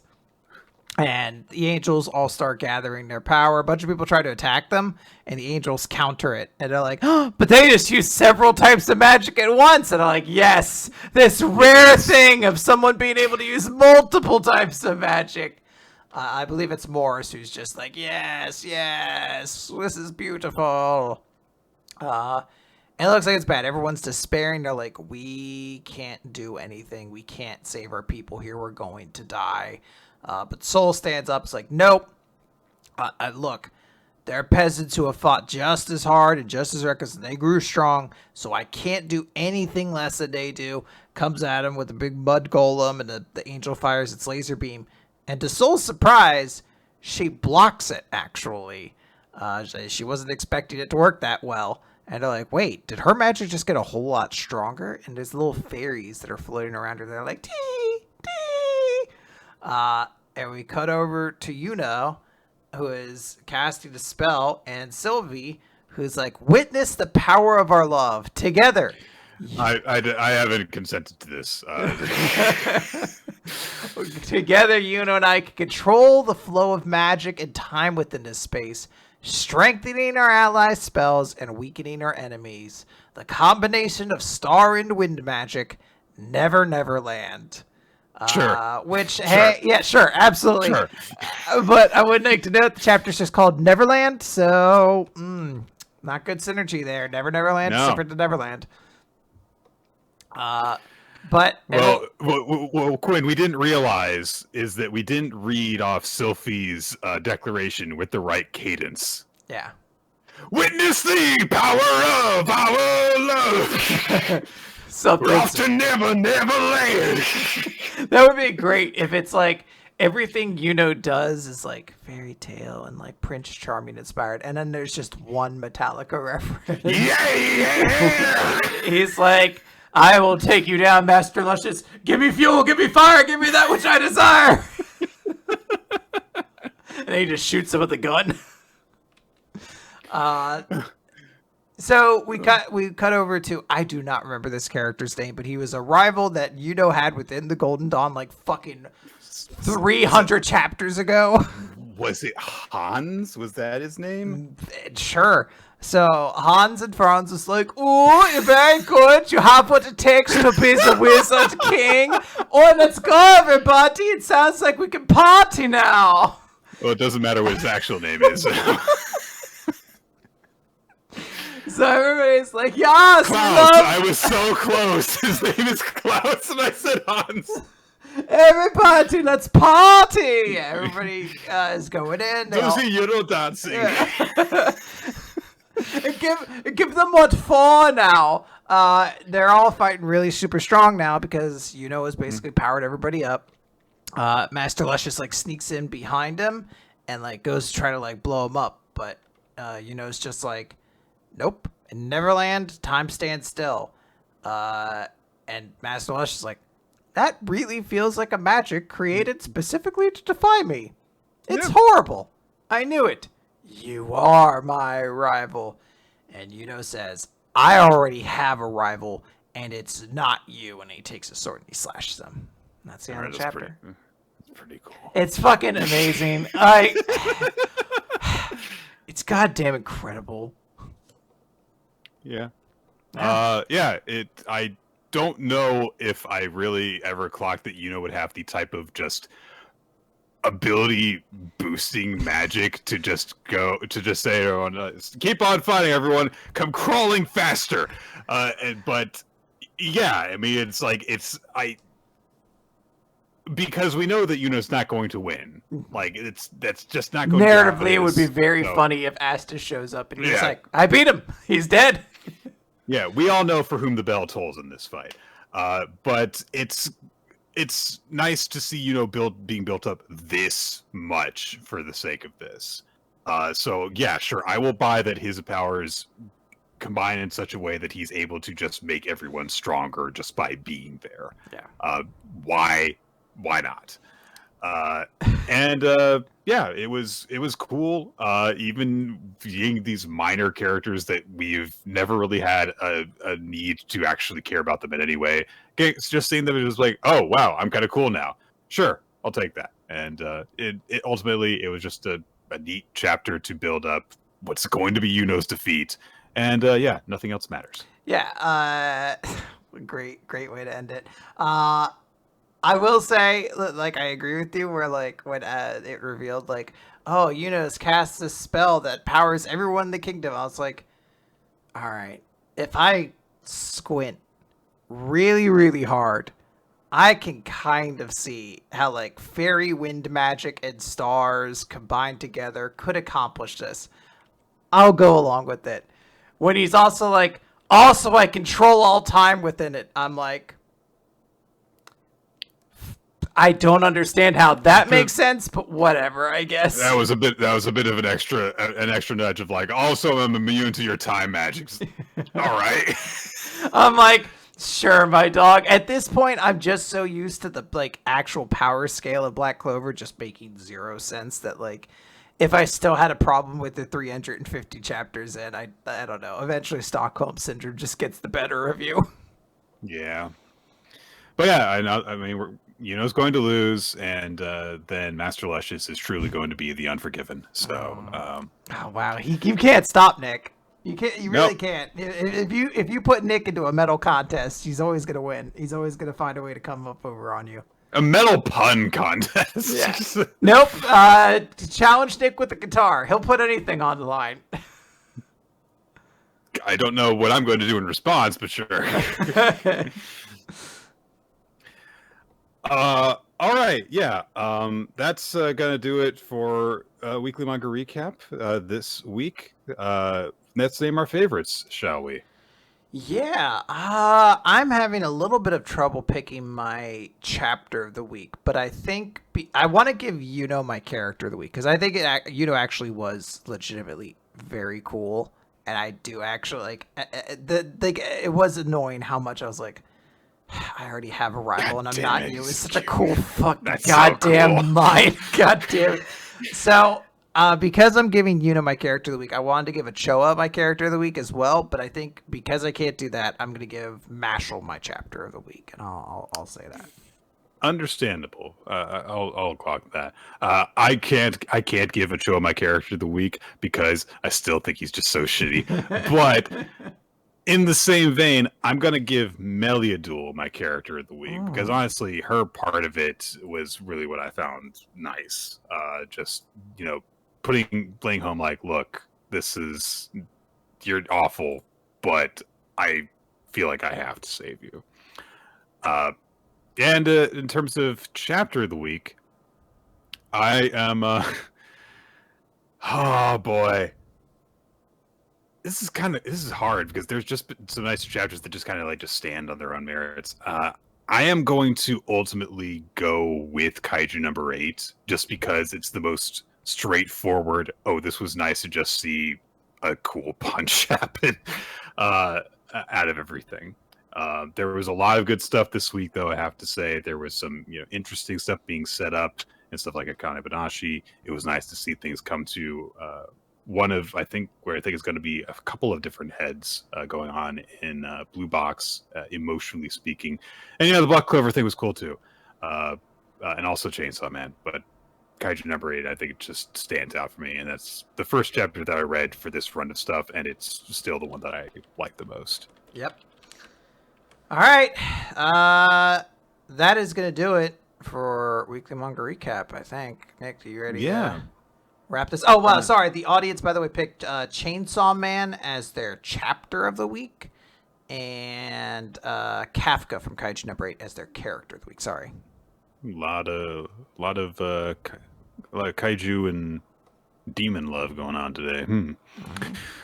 All right, guys, that is going to do it for this week of Weekly Manga Recap. Thank you all for joining us here on twitch.tv/RollSU, where we stream the show Wednesdays at around 7:30 Eastern Time in the PM. You can also check out our past episodes on weeklymangarecap.podbean.com, as well as youtube.com/weeklymangarecap if you want that sweet video version. But we're also available to listen to essentially anywhere the podcasts get shared to, iTunes and Spotify and all that stuff. We also want to thank people who support the show, make it what it is, by supporting us on patreon.com/weeklymangarecap, where you can also see bonus content that we have put up for you guys to enjoy.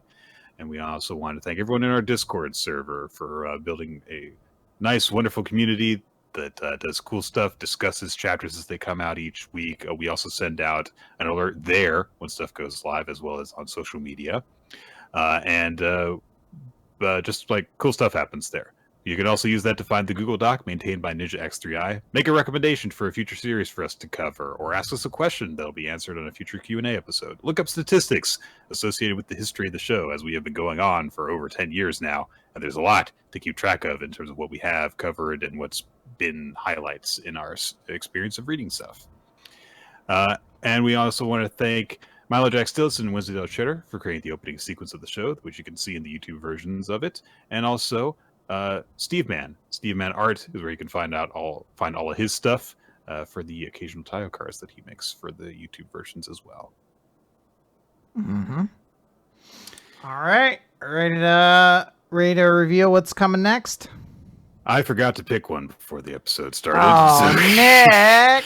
Oh, I'm no. not a professional podcaster. I just bad at this.